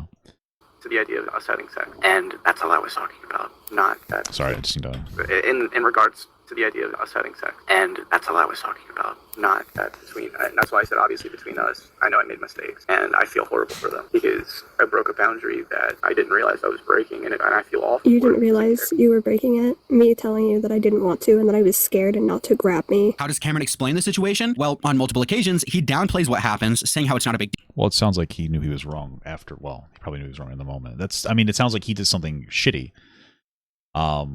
Absolutely. I mean, there's really... It seems like that specific is is pretty much confirmed that he was hanging out with her and wouldn't let her go home until she kissed him, which is definitely wrong. I know I saw earlier where she forgave him for it. I'm not sure what changed there. I don't know what made her want to come forward about it after the fact, because apparently there was some screenshot that we looked at earlier. It doesn't change the fact that what he did was shitty. I guess we could talk about whether it was malicious intent or not. It still doesn't matter. It's still inappropriate and a violation of boundaries for sure. Deal, or that it's over exactly. You can hear the jump cuts. Can you? Are there jump cuts there? What? You think there's jump cuts in this? First thing I said to you, like, like you said, I didn't do anything wrong in the sense of, like, anything illegal. And you know, in regards to the idea of us having sex. And that's all I was talking about, not... Well, that's a jump cut, no? In regards to the idea of us having sex. And that's all I was talking about, not that between... And that's why I said, obviously, between us, I know I made mistakes. And I feel horrible for them, because... Do you think that that's a jump cut? I don't know enough about audio to see if that's a jump cut or not. I really would not know whatsoever. Secretly took, where even the part about Cameron grabbing her is being discussed. What about how I spent like 5 minutes telling you that I didn't want to kiss you, and then you wouldn't... Secretly took, where even the part about Cameron grabbing her is being discussed. What about how I spent like 5 minutes telling you that I didn't want to kiss you, and then you wouldn't let me go? Haven't we already been over this? Like, you know, I feel horrible about that, and it was only because I wanted to spend more time with you. I wasn't trying to force you to do something. But you can't just act like you didn't do anything wrong. That's the first thing I said to you. Like, like you said, I didn't do anything wrong in the sense of, like, anything illegal.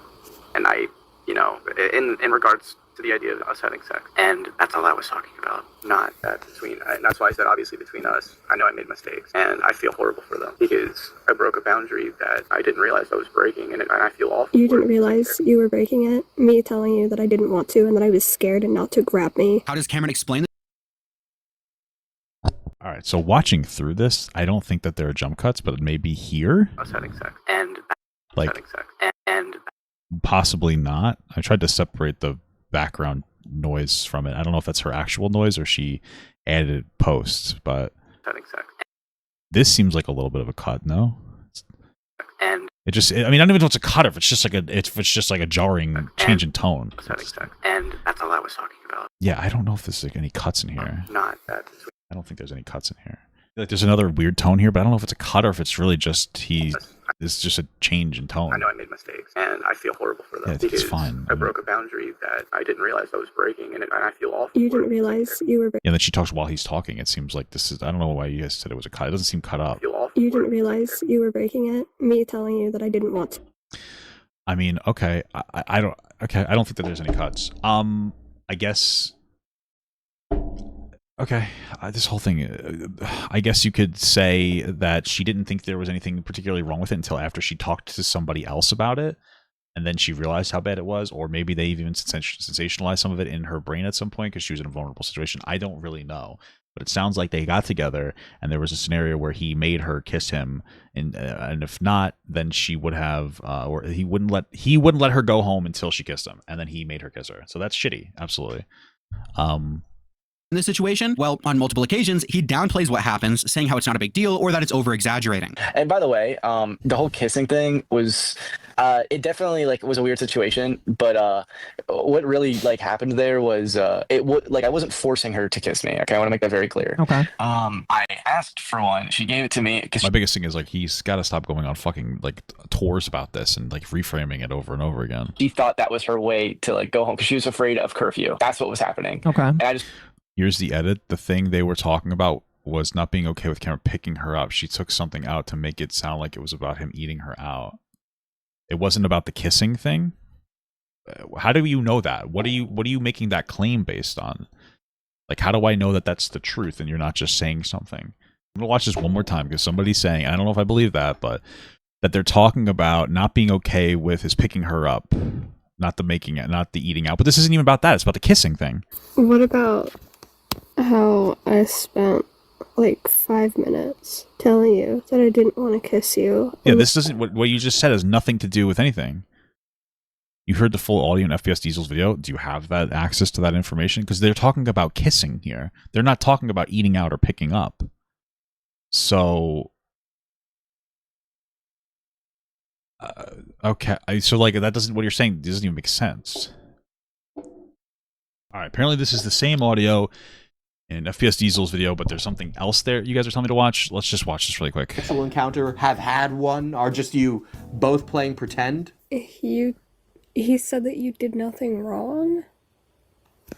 Well, in a legal standpoint. I'm sorry, this is weird to me. Why is there fucking chirping all of a sudden? Oh, maybe Cameron unmuted his mic. Well, in a legal standpoint. From a legal standpoint, I was saying no, and I was scared, and that I didn't want to.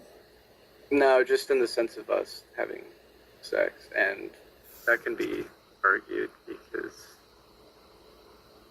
once I heard you say stop, I put you down. I feel like the Warhammer gameplay over this is probably not great. You were being nonverbal. I don't think I was. Once I heard you say stop, I put you down. You were being nonverbal. I don't think I was. I'm telling you.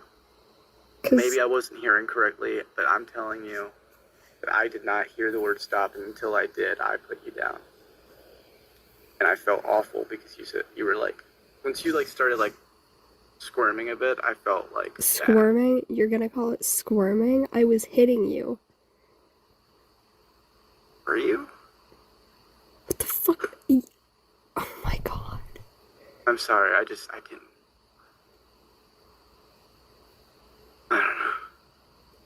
don't know. Obviously I wasn't intending to do something bad to you. And I feel bad about it. But that's between us, and that's not going to be public.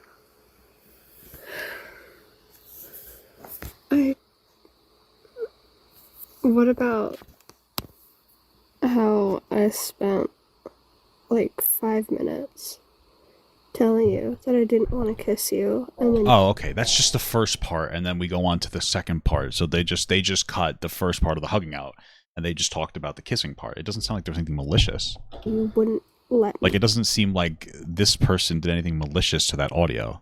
Go. Haven't we already been over this? Like, I feel horrible about that, and it was only because I wanted to spend more time with you. I wasn't trying to force you to do something.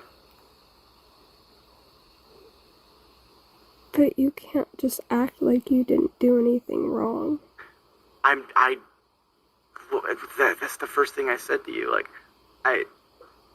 like you said, I didn't do anything wrong in the sense of like anything illegal, and I, you know, in regards to the idea of us having sex, and that's all I was talking about. Not that between, and that's why I said obviously between us. I know I made mistakes, and I feel horrible for them because I broke a boundary that I didn't realize I was breaking, and I feel awful. You didn't realize you were breaking it? Me telling you that I didn't want to and that I was scared and not to grab me. That... Okay. If you were like... Hold on, wait. Like, obviously, like, after the fact, once I put you down, like, I realized what was happening. Like, there's a reason I put you down. Because I was hitting you. You might have been. I personally don't remember that, but you might have been. I'm not gonna rule it out. Oh, okay. Okay. I'm genuine when I say I do not remember that. So, okay. I don't. What is the claim for this guy's audio that he showed? It doesn't seem like he did something malicious, does it? He just showed a different part of the clip. Where he just cut out the first part, which doesn't seem like a big issue. What about how I spent like 5 minutes telling you that I didn't want to kiss you, and then you wouldn't let me go? Haven't we already been over this? Like, you know, I feel horrible about that, and it was only because I wanted to spend more time with you. I wasn't trying to force you to do something. But you can't just act like you didn't do anything wrong. That's the first thing I said to you. Like, like you said, I didn't do anything wrong in the sense of like anything illegal, and I, you know, in regards to the idea of us having sex, and that's all I was talking about. Not that between, and that's why I said obviously between us. I know I made mistakes, and I feel horrible for them because I broke a boundary that I didn't realize I was breaking, and I feel awful. You didn't realize you were breaking it? Me telling you that I didn't want to and that I was scared and not to grab me. How does Cameron explain? Yeah, it doesn't seem like this guy did something malicious, and he just didn't show the whole thing. I don't think that he showed anything out of context, though. I mean, I guess that's one argument that you can make, is that she's like fishing for him to admit it, but that doesn't necessarily mean he didn't do it. Like, maybe she is. Maybe she's recording that because she's trying to fish for him to admit it, because she didn't have a recording originally, and I have no idea. This, like I said, this whole thing is incredibly fucking convoluted in general, which is one of the problems with this entire situation. It's also strange that at one point she apparently forgave him, but then she changed that, and like, I'm confused about like a lot of like what's going on and what the motivations are here. Okay. In the situation? Well, on multiple occasions, he downplays what happens, saying how it's not a big deal or that it's over-exaggerating. And by the way, the whole kissing thing was, it definitely like was a weird situation, but what really like happened there was, I wasn't forcing her to kiss me. Okay, I want to make that very clear. Okay. I asked for one. She gave it to me because she thought that was her way to like go home because she was afraid of curfew. That's what was happening. Okay. And I just wanted to spend a little bit more time with her because we had like 30 minutes and like we were like 10 minutes away. I was like, we could spend like 15 more minutes. But she was like anxious about curfew. That's what was happening. Okay. And yeah, I guess. Oh, did he believe the curfew thing? It's like in hindsight, yeah, I was being pushy, and I apologized for it. This is like again a year and a half old. The kissing situation. So she tried to, and the way she had framed it in this call, and I even remember like thinking at the time like that's weird, but she'd like tried to change the aspect of the situation where what actually happened was she had a curfew in like 30 minutes, and we were like 5-10 minutes away from her home, and I just wanted to spend more time because we were having a good day, and you know that we were like hugging, we were hanging out, whatever. I asked for a kiss. She gave me the kiss, and apparently later on she had told me that she was scared. She wanted to go home. She was afraid of missing curfew, and that was like a whole thing. And I just wanted to spend more time with her. And I was being a little pushy, I'll admit, not to get a kiss, but to spend more time with her. Notably, I mean, those are consistent, no? Those aren't inconsistent. She was like anxious. We had like 30 to make that. Telling you that I did. Downplays what happens, saying how it's not a big deal or that it's over-exaggerating. Maybe. It sounds like his side of the story is they were hanging out, they were having a good day. She had curfew. She wanted to get home. She was anxious, but he wanted to kiss her more, and he thought she was interested.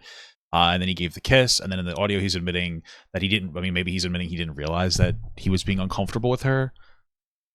I mean, I wouldn't doubt that men can have an issue with interpretation of things. I don't know. Again, this is so fucking convoluted. Okay. The situation where what actually happened. Oh, we gotta move on. We watched this already. Sorry. To get Jelly's house data, also this is false. According to Jelly's Google Maps data, the location. More time with her, and I was being a little pushy, I'll admit, not to get a kiss, but to spend more time with her. Notably, in that second interview, Cameron claims they were only 5 or 10 minutes away from Jilly's house. This is false. According to Jilly's Google Maps data, the location of where they were parked was actually about 30 minutes from her home. This data also shows a stop at Dunkin' Donuts and the church parking lot, perfectly lining up with her version of events. Her grandmother's house, the place where she was ultimately dropped off at, is also 30 minutes away. On foot, that's a 2-hour walk, and to her parents' house would have been over 5 hours of walking. Did we confirm where they were hanging out? That it was 5 or 10 minutes? Like, hugging, we were hanging out, whatever. I just, it seems like such a stupid fucking part. What happened was she had a curfew in like 30 minutes, and we were like 5-10 minutes away from her home, and I just wanted to spend more time because we were having a good day. And you know that. Okay, I don't. What does the Google Maps data do for me? Does it show her that she was there at that time, or does it just show like, hey, this is where I'm claiming we were, and it was actually a half-hour drive? Wait, I don't care about this part. Get donuts and the church parking lot. Am I missing something here? Were they in the church parking lot? Is that where he claimed they were in that clip? That they were in the church parking lot, or? In this call, and a year and a half old. The kissing situation. So she tried to, and the way she had framed it in this call, and I even remember like thinking at the time, like, that's weird. But she'd like tried to change the aspect of the situation where what actually happened was she had a curfew in like 30 minutes, and we were like 5-10 minutes away from her home, and I just wanted to spend more time because we were having a good day. And you know, wait a minute. That we were. Hold on a second. Oh, I'm gonna fucking light my brain on fire. This is so fucking stupid. Okay, so they don't say exactly where they were. He doesn't say exactly where they were in this moment, but she's saying that she needed to be home in half an hour. Then she's showing there they were actually a half an hour away from her house. So he's lying, according to her in this clip, that they were actually only 5-10 minutes away, so they had 20 more minutes.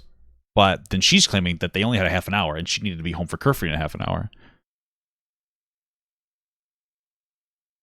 So wouldn't that insinuate that he actually believed the curfew thing? And if she actually was worried about it, maybe she was worried about the curfew thing too. I mean, that the most likely thing here to me is that Cameron is lying about how far away that they were, and he wanted to hang out with her more, but she was anxious because she wanted to get home on her curfew. And we can either believe that her parent is incredibly irresponsible and lets her 16-year-old daughter, lets his 16-year-old daughter stay out of the house at all times of the night, or he had a curfew for her and she was anxious about the curfew. Because that makes the most sense to me. I don't know why she would be lying about her dad not caring how late she's out. But, I mean, if he did and he had a curfew for her, the fact that he was like, oh, let's just do one more thing. We got to go. And she's like, no, I have to go right now. I need to be home by this time. That makes the most sense to me. The curfew was a ploy to leave. Says who? Because she said so? Both of these people seem to lie a lot. I mean, that could be true. Maybe the 16-year-old has no curfew at 16 years old. That's possible. Maybe her dad hates her and beats her to death. I don't know. Or maybe he's like, you have a curfew of 10 o'clock or something. You have to be home by then. I don't know. This whole thing is stupid and convoluted. This Google Maps thing does really nothing for us. She's all the Google Maps thing is like, hey, he claimed that I'm claiming that we were here and that I had to be home by this time. Okay. Well, were you there? I don't know. No fucking idea. Didn't she say your dad didn't care? That's what she said. I don't know. It could be true. I don't know. This is just, there's so many different stupid fucking angles here. This is so fucking dumb. This is just so much he said, she said. Church parking lot, perfectly lining up with her version of events. Her grandmother's house, the place where she was ultimately dropped off at, is also 30 minutes away. On foot, that's a 2-hour walk. They were in a Target parking lot? When did they say that? Oh, that's an hour before. Didn't you say Dunkin' and then the church? But now why is Target here? Why are we in Target? Her grandmother's home. This data also shows a stop at Dunkin' Donuts. Church, driving, Dunkin'. Okay. And the church parking lot. Perfect. Church, 444. Driving. For some reason, that's blurred out. Dunkin', 501 to 516. Lining up with her version of events. Her grandmother's house, the place where she was ultimately dropped. Grandmother's house, 713 to 729. Dropped off at is also 30 minutes away. This says it's 16 minutes away. What are you talking about? Do I know how to use? What? Doesn't this say that this? I'm so sorry. All I see on this paper here, on the page here, is that Target is 545 to 601. Then grandmother's house, 713 to 729. Doesn't that mean it takes 16 minutes to get to grandma's house? Wouldn't these numbers be the start time and the end point? So 342 to 444. Apparently it took them an hour to get to the church. Dunkin' was a 15-minute drive to get to Dunkin'. Grandma's house is a 16-minute drive. What the fuck are we talking about here? Why are you saying it's a half an hour drive? Lining up with her version of events. Her grandmother's house, the place where she was ultimately dropped off at, is also 30 minutes That's the time spent there? away. On foot, that's a 2-hour walk. And to her parents' house would have been over 5 hours of walking.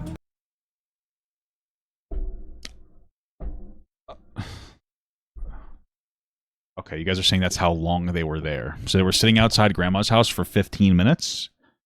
Or she was only at her grandma's house for 15 minutes? I thought she stayed at her grandma's house. Oh no, maybe her dad came and picked her up from grandma's house? Okay. So they were at the church for an hour. Then they drove to Duncan, which was 15 minutes away, and they stayed there for 15 minutes. Then they went to Target, which I guess was a half an hour drive from Duncan to Target. And they stayed there till 6:01. And then they got to grandma's house an hour and they drove for an hour and 12 minutes. Is that what's being said here? Because there's no drive time in the middle. I don't know why the drive time's edited out. Okay. So what kind of position did Cameron put her in? It seems so stupid and convoluted. Okay. I don't even know what's happening here. I don't think this information does anything for anybody. Okay. You know, they can't refuse because of the implication. Maybe. Cameron wouldn't take her home unless she kissed him. The implication being that if she refused, she'd have to walk. It doesn't matter that he didn't say the words out loud. The implicit threat of isolation and having to walk home at dark as a 16-year-old is very clear. Cameron's bizarre lie. I don't know. Maybe. This whole thing's so fucking convoluted. I don't even know what that did for us, that last thing. Guys, don't stop there. At one point, he tries to tell Diesel that he was never even interested in Jelly. I didn't have sex with her. I wasn't interested in her.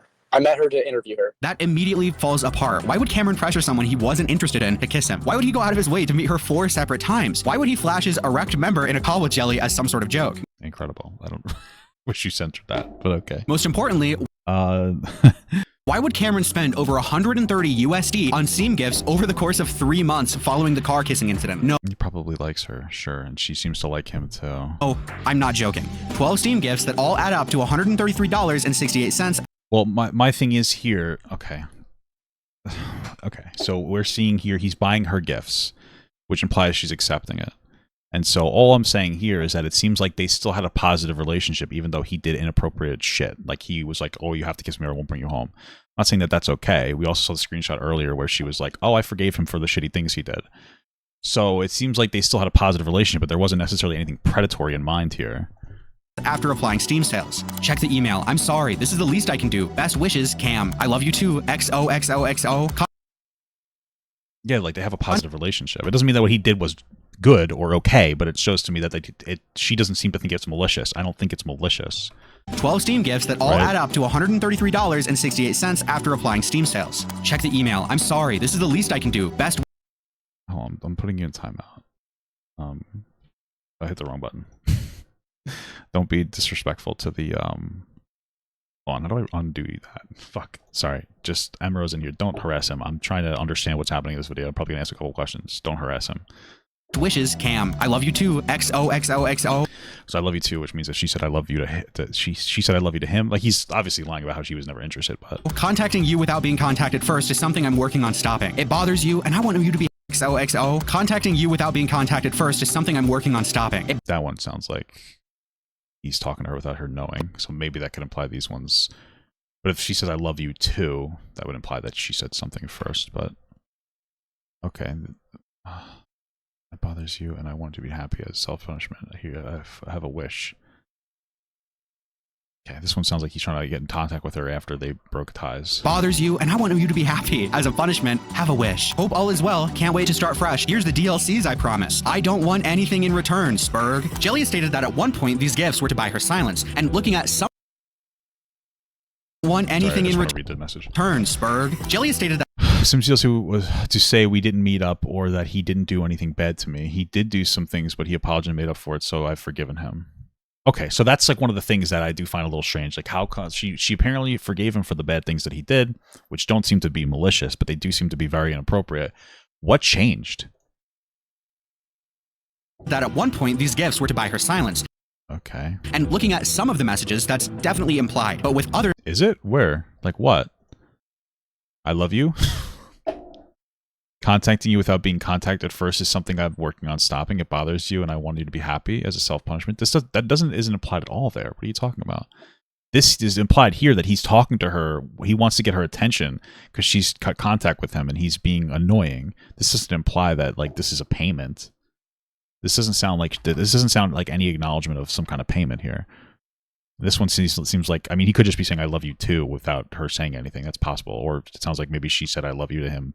Maybe they were friendly still here. I don't know when the date of these things are. I don't even know if it says it on the screen. You might have censored it.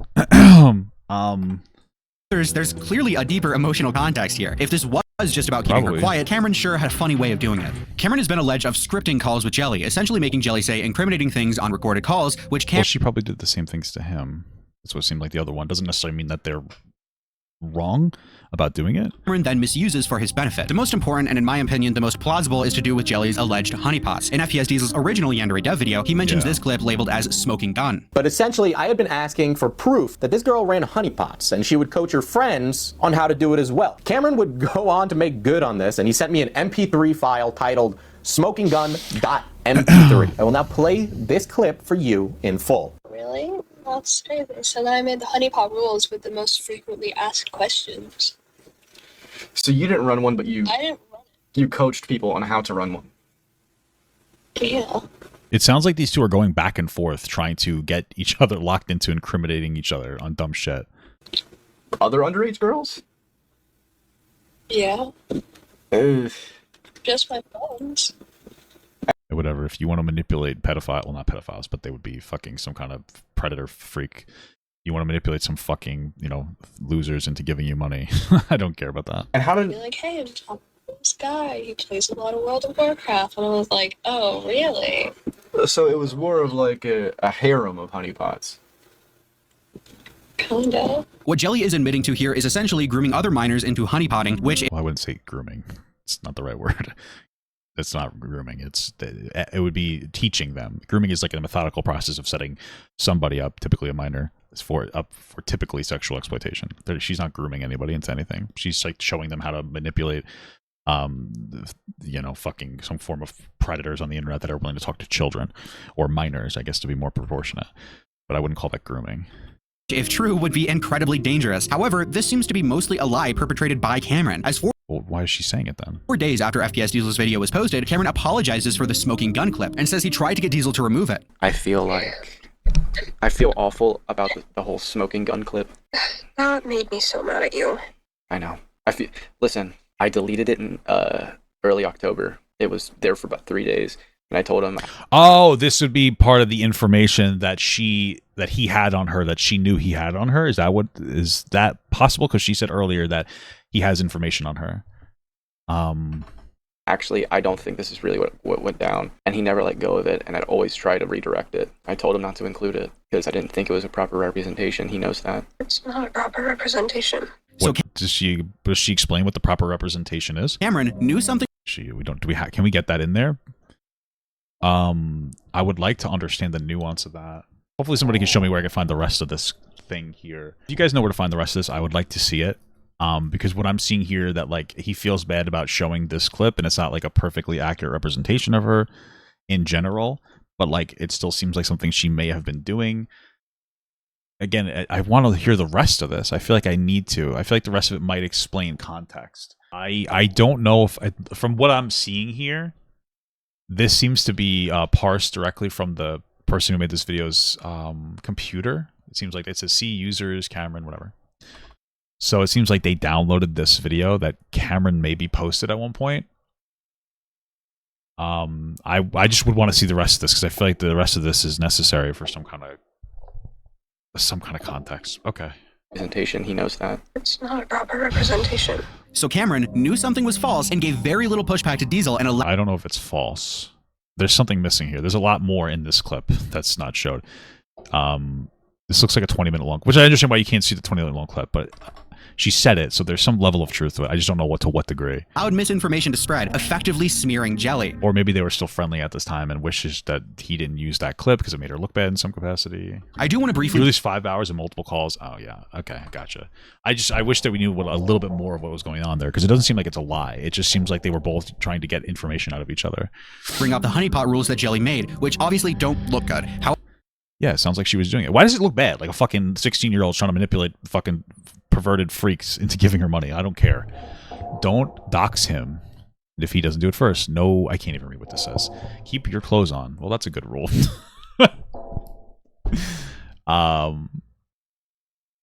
No romantic promises. No healing. What is that? Make sure he's sober. Okay. Gotcha. Incredible. Okay. However, she claims that these were satire in an interview. Yeah, so the honeypot thing. There's a screenshot. It's called the honeypot rules. I was in a Discord server full of pedophiles, and every time they would say something weird to me, I would screenshot it and post it in Gen Chat and be like, found another one. So they were giving me all of their pedophile logic. So I made satire rules, basically parodying everything that I would commonly hear from them. Maybe that might be true. Maybe she did try to honeypot. Why would I care about this? Why is she okay? I don't know. This doesn't really make her look very bad necessarily. It just makes everything look very strange and convoluted. I guess the narrative can be that she wasn't necessarily groomed by a yandere dev. She was trying to go after him in some capacity. I guess that could be one thing that comes out of it. It doesn't mean that what yandere dev did was okay at all. But I guess it would have there'd be the emotional aspect of it. It wouldn't exist for her if she was like doing it, trying to honeypot him. This being satire is pretty convenient. That being said, there's no actual evidence of Jelly doing anything honeypot related that I've been able to find outside of these rules. So it is very plausible that they could indeed be satire. Jelly didn't really honeypot, or at least to the extent Cameron is pushing. And Cameron... Well, how far was he pushing? Fed Diesel misinformation to effectively smear Jelly. I don't know if that's true. I don't think that that's shown. He's also repeatedly lied about Jelly's age, both in private and in public. In DMs to Diesel, he claimed the age gap between him and Jelly was only a year and a half. But like, I was also like, oh, it's like a year and a half for friends. I don't care. It was 1916. And I'm one of Yeah, he lied about that. I'm going to assume he lied about that because he was nervous that he thought people would say the age gap was predatory. But even the creator of this video says that he doesn't care about 1619, so I don't really care about that. A lot of these lies seem to come from him being like worried that people are going to think he's a predator. His live streams, he tried to pass off Jelly as 17 when all of this happened, when she was, in fact, 16. The argument is you're 19, she's 16. For some people, they say that's just... I know she's 17 now. Wouldn't you have sex with her? Why even lie about this? Most likely, he was trying to downplay the significance of the age gap, as during probably because people are probably calling him a pedophile, which we saw people were. An interview with Jelly, he seemingly puts great significance on her age, saying he won't call her Jelly Squish because she's a minor. Just call me Anne. Okay, oh, they both start with A. True. Damn it. I'll call you Jelly Squish. Okay. Squish also works. I'm not calling any minor Squish. Cameron clearly knows what he did was wrong, but in his mind, the problem seems to be that Jelly was 16 and he was 19. Well, do you think he did something wrong? I thought that earlier you said you didn't care about the age gap. Are we bringing it back up? I mean, like, I don't necessarily care about 16 and 19, to be honest with you.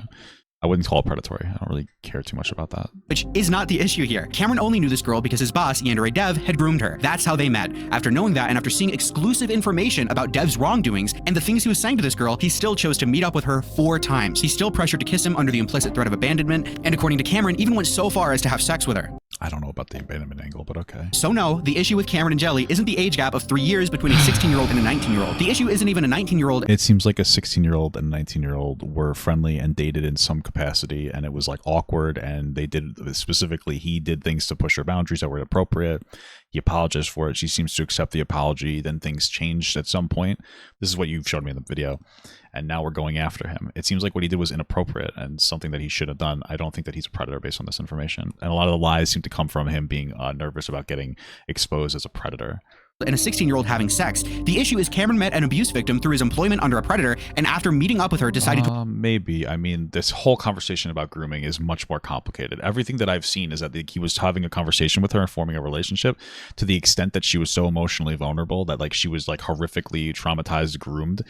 I don't know if I necessarily see that, though it could be true. Then to say that he knew that she was horrifically traumatized, groomed, I don't know if that's necessarily true. There's at one point where he seems to express some kind of a trauma to her.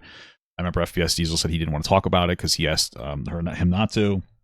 They could both be emotionally vulnerable in some capacity. Possible. Okay.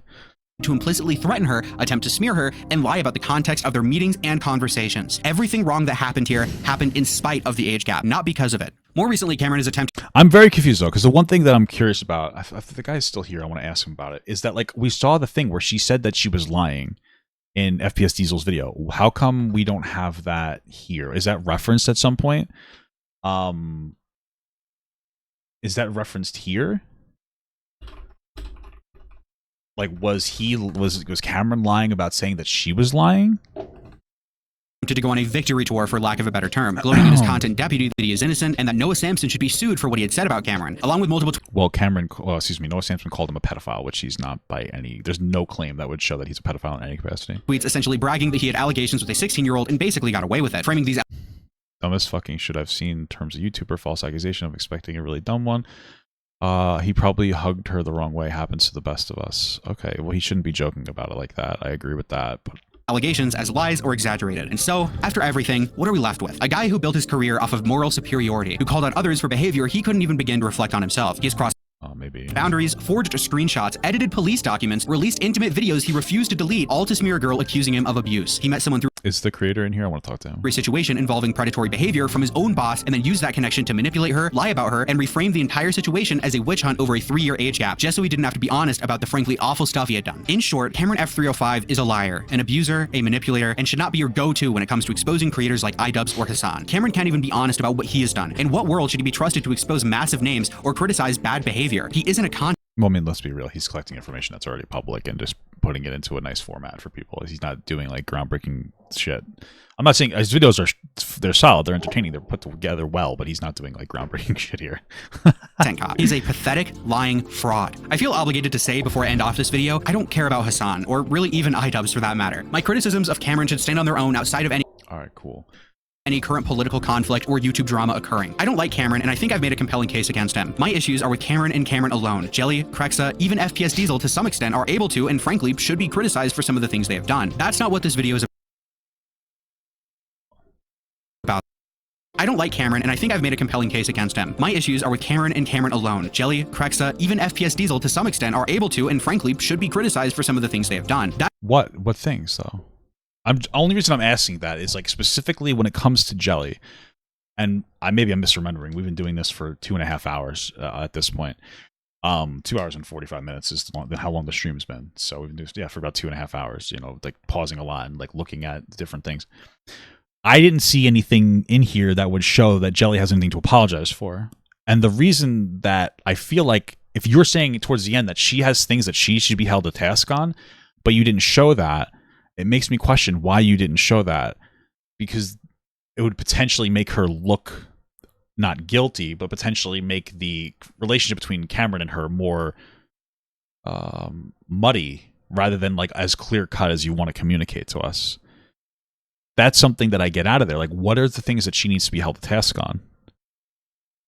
Jelly, Krexa, even FPS Diesel to some extent are able to, and frankly, should be criticized for some of the things they have done. Yeah, that's a problem to me. That seems like there's like a narrative aspect here. That's not what this video is about, though, and I feel like any conversation past what Cameron himself has done is going to be a waste. But it's not, because her credibility is in question just like his is, because they have like a direct relationship.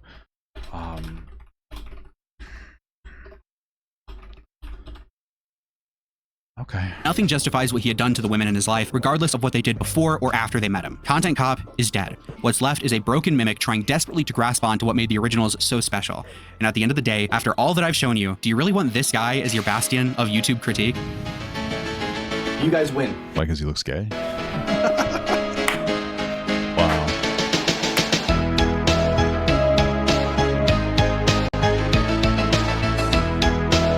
I guess I don't. You know, throughout this entire video, I was like, I think Cameron is getting an unfair shake. But now that I'm seeing that he's dressed like a gay guy, I realize Cameron is in the wrong, okay?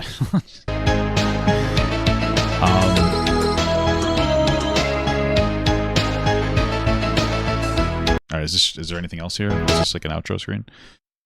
I guess I'll fast forward, watch it just in case.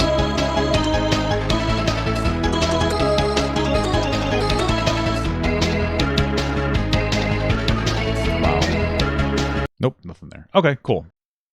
All right, let's continue our investigation here. Okay. Hello?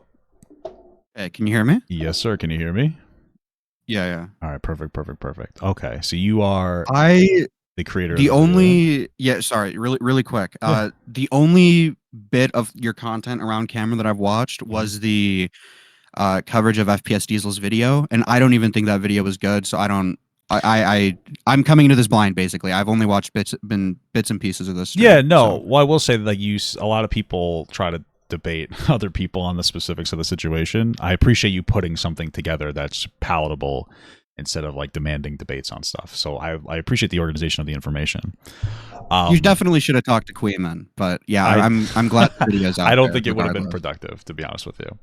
I think it would have. Everybody says Queeman is this little shifty, maybe Jewish character. He is fine. He is fine. You definitely could have. Well, you know what? I'll take your word for it. Okay.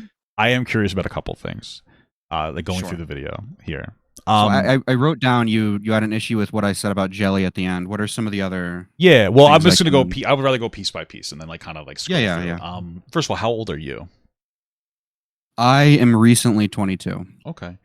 And what's your overall take on Cameron? Because it sounds like you think that he's like a predator. That's the tone of this video. I just wanted to clarify. Like, do you think that Cameron is like a predator? Maybe in like the loosest definition of the word. I don't think he's like. If he is a predator, he's very like opportunistic. I don't think he's going out of his way. If he's not a predator, it is very like convenient that the two issues he's had with women are like one of them is like extremely mentally ill, and then the second one is like like a grooming victim of like Yandere Dev of all people. Okay. I don't think he's like targeting people, right? I don't think he's ever going to go out of his way to like find someone in his audience to fucking groom. I don't think he's something like that. I don't think he's a pedophile. I don't think he's going after minors. I don't like if he is a predator, it's like on the totem pole of what a predator, like lowest tier. Like I don't think it's okay. So you said if he is a predator, do you think that he is, or do you just have like a like the loosest the loosest definition? Yeah, I think. Okay. Probably. Sorry. What does that look like to you? Just like in general.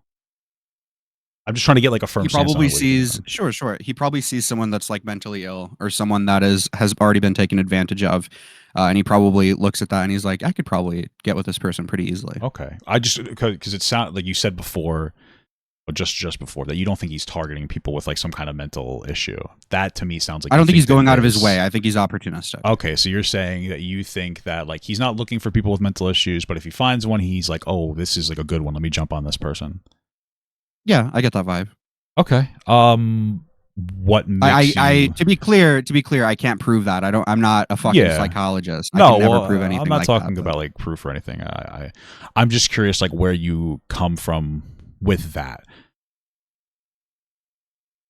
Try to ask that in a different way. What do you mean? Oh, like what makes you think that? Like I know that he interacted with two people with like issues, we'll say. But it seems like you've just the way sure the way he's interacted with them and the way he's tried to lie about them and kind of paint them as like crazy. I get the vibe that it's the best comparison I can make is Destiny, right? Okay. Where Destiny will go obviously not in the same level. I'm not doing a 1-to-1 comparison here, but to try to make you understand what I'm trying to get at. Destiny goes after mentally ill people and then tries to crazy paint them when they inevitably come out about him. That's kind of what I see here. Yeah. This is not like a strong position I have. I'd probably be easily talked off on this position. I'm curious because when I hear that, like we assign a lot of I guess intelligence and like agency. Well, I mean he has agency over himself, but I'm not, and maybe this is just like because I'm older, but I don't necessarily like Cameron go like, oh, he knows how to identify people with mental health issues and take advantage of them. I don't know if he's necessarily that equipped, especially since the first girl was 17. I don't know if he necessarily identified like, oh, she has a mental health issue. Let me get her to move in and then, do, whatever. The first girl was older than 17. She was older than Cameron. He was Cameron 17. He was 17. He was like 18, I think. I think he was 17 because the messages that, well, okay, so I'm basing that off the messages that you showed where they're like, oh, let's do this thing, let's meet up. So maybe he was 18 at that point. They moved in like 2 years after that, so he would have been so he would have been 18, and then a year later he met with Jelly when he was 19. Gotcha. So okay. He was around 18. He could have been 17, but like he only would have been for like a few weeks. Gotcha. Okay, it's interesting that like a 17-year-old or even an 18-year-old would move out that quickly. It does bring into question like what his family life was like.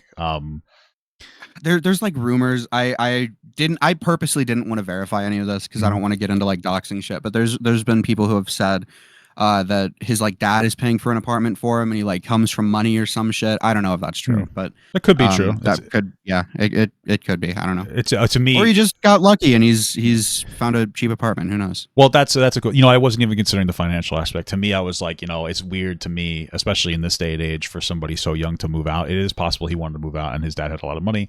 It's also possible maybe he has some kind of family issue going on and they didn't have him in the house, and this may not be true because there's a lot of speculation that would kind of go along with like why a damaged person would be meeting like a damaged person. To me, like it's like damaged people attract damaged people, generally speaking.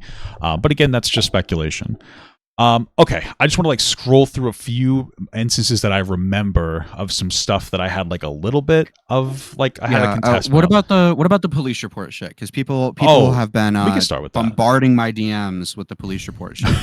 That seems like one of the stronger parts in my video, so I feel like that could be interesting. Yeah. Okay. Gotcha. So I looked through it, and the first claim that you made, which seems to be true, I'm just going through them to try to organize my thoughts, was that Cameron said that he was trying to get a freedom of information request or claimed that he got the information from that and it was censored, but the reality was that he got it from FPS Diesel and it was all uncensored.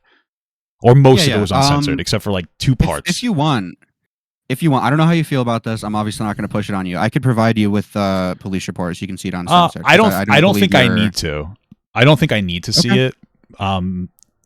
Because the only thing I have a conversation about, I don't even have a hyper strong contestment. I think that there's just like plausible, like I guess deniability or something. There's like a little bit that could potentially be in Cameron's favor. So you showed his police report and your police report. You redacted some information too, but there's one specific thing that he had redacted. Let me just find it really quick in your thing. Sure. If I made an editing mistake or anything like that, I can. No. I don't think that you did. I don't think that you made an editing mistake. Okay. Sure. Go ahead. It was just basically the only thing that like you did not, or he edited out, was where it said like blackmail, BK or BM, and then apparently people were telling me it was the age, or excuse me, the date of birth for the blackmail. So you sent to the guy's name, I'm assuming, or is that what? Oh, actually, that's the first question I have. The PR. So I considered uncensoring his first name, but I don't know who this guy is in relation to Cameron. He could just be like a homeless guy on the street or some shit. So I didn't want to. And like I said, I'm more than willing to provide you with the report so you can actually see what is uncensored. I trust that you're not going to fucking post it or anything. No, so. I appreciate that. I just personally am like not comfortable with having that information, if I'm being honest with you. No, you're fine, yeah. And I don't think that you're going to like lie to me about what would be in there. I don't need to know the guy's name, but is his name there? Like in the red, if you can see my screen, I know my YouTube is a little delayed. Let me turn on your stream and I can take a look. Yeah, there's the red line. It says it's redacted, and then it says BM 0716 1987. Yes, so that's why I intentionally put a little space there. So I didn't do that for anything else. Environmental storytelling. You're a big video game guy, right? The one on the right is is the name of the blackmail. Gotcha. Okay. And so the claim, which again, I super considered uncensoring his first name, leaving his last name censored. I just didn't. I want to avoid getting into like doxing territory as much as I can. So I just that's figured fair. I'm dealing with a police report, over censor it rather than under censor it. But yeah, that is totally his first and last name. Gotcha. Okay, that's totally fine. I was just wanted to like verify that. That makes the most sense, but I wanted to make sure, and I do believe you. Yeah. So in this instance here, I know FPS Diesel had the information. I know that he didn't. Yeah, really quick. I'm interrupting a lot. I'll let you go off. FPS Diesel fucked this up. FPS Diesel is like I'm friends with FPS Diesel, as friendly as internet friends can get, but he's a fucking retard for both his Yandere video and his follow Cameron to be video. honest with you, after watching through this, I feel like this was such a very intensely convoluted situation that I don't necessarily fault him for getting some stuff wrong. There's just a lot of information. And there's a lot of he said. He was given this police report. He didn't read it. He just took it at good faith from like Cameron and one other person about what was in it. So this entire situation could have been avoided if he had just read the report. Because I came to Diesel with this. Diesel provided me the copy. I was like, let me look at this. I'm going to verify the information. And then I went to FPS Diesel. I'm not going to leak DMs or anything like that. I'll be pretty vague with our conversation. Sure. And I was like, hey, this Baker Act isn't about Crexa. And I showed him the report and I explained to him, what was going on in the second paragraph there. And he was like, oh, I never knew that. And I was like, how did you not know that? You had the report for like upwards of a year. And you put it in your video. How did you not know that? So he didn't even read it, which was very frustrating for me to learn. Does he have a team of people that could have possibly read it? At the time he did. So he had a researcher who read it and then fed him the information, which I still think that's the fault of him because he isn't verifying what he included. Well, so that there's like a lot that like kind of came up because there's so much shit going on here. Okay, so Cameron left the name out, which makes sense, and then Cameron left the BM 07161897 whatever. You get what I'm saying. Your claim is that Cameron intentionally censored that this was a black that information that indicates that he's a black male out because he wanted to make it seem like Crexa, I'm assuming is this person's like whatever online name, had gotten some kind of mental health call on her, the Baker's call on her, to show that she's crazy. That's your claim. The thing that I get potentially is that, okay, FPS Diesel got this information, and then he put out that like it was her. It was basically the Baker's claim was on her. So he got it wrong. And then you're saying that the editor, or excuse me, the researcher read through it and also apparently misinterpreted, or maybe they didn't read through it. And the only thing that comes to my mind is like, I don't know what BM means. And I didn't even know that these numbers were a birthday until somebody said, hey, they're a birthday. And then I was like, that makes sense now that I'm reading it. And so what triggers in my head is that if the editor missed it, is it possible that like both Cameron and the editor missed this information, thought that the call was on the girl, and maybe he censored it because this looks like it could be a potential code of some kind of information he thought was sensitive? No, I know where you're going. No, no, this is definitely purposeful by him. I don't know about you, but when I see this, and immediately I'm like, the BM I was a little confused about, but like the date of birth is very clearly a date of birth. And then if you look at the, if you go to where the name is censored, the one directly under it, that's censored, right? So it says, shown violent tendencies via social media towards a select group of people, Baker acted on whatever 2016 at blank. That is a university in Florida. And she did not live in Florida. She had just moved to Florida, to live with Cameron. She had never been there before. So there is literally no way, and he had censored that as well at the bottom. So there's literally no way he did not know this wasn't about Crexa. This is someone who was born in 1987, who supposedly like did violent threats at a school that is only in Florida. So in my mind, there is literally no way that he did not know where this is. And to add on to that, why this is kind of cemented in my head, is even today he did a call-in, but you see it in the video. He tried to say that he didn't get this from Diesel. He got it from like a separate Freedom of Information Act, and he got it already censored. He tried to play off those censors as not done by him, but done by someone else, right? And then even today, he went on to a smaller stream, going by Purple Perry Gaming, and very funny name, I know, but he reiterated that claim. He reiterated that claim when he was confronted on it, so he's still going along with this lie. So in my mind, I know I'm getting long-winded. No, you're fine. In my mind, there's no way this was. Is it verified? Sorry. Is it verified that Diesel gave him this information? Yes, I believe I showed it in the video. Yeah, I think you did. I just wanted to clarify that.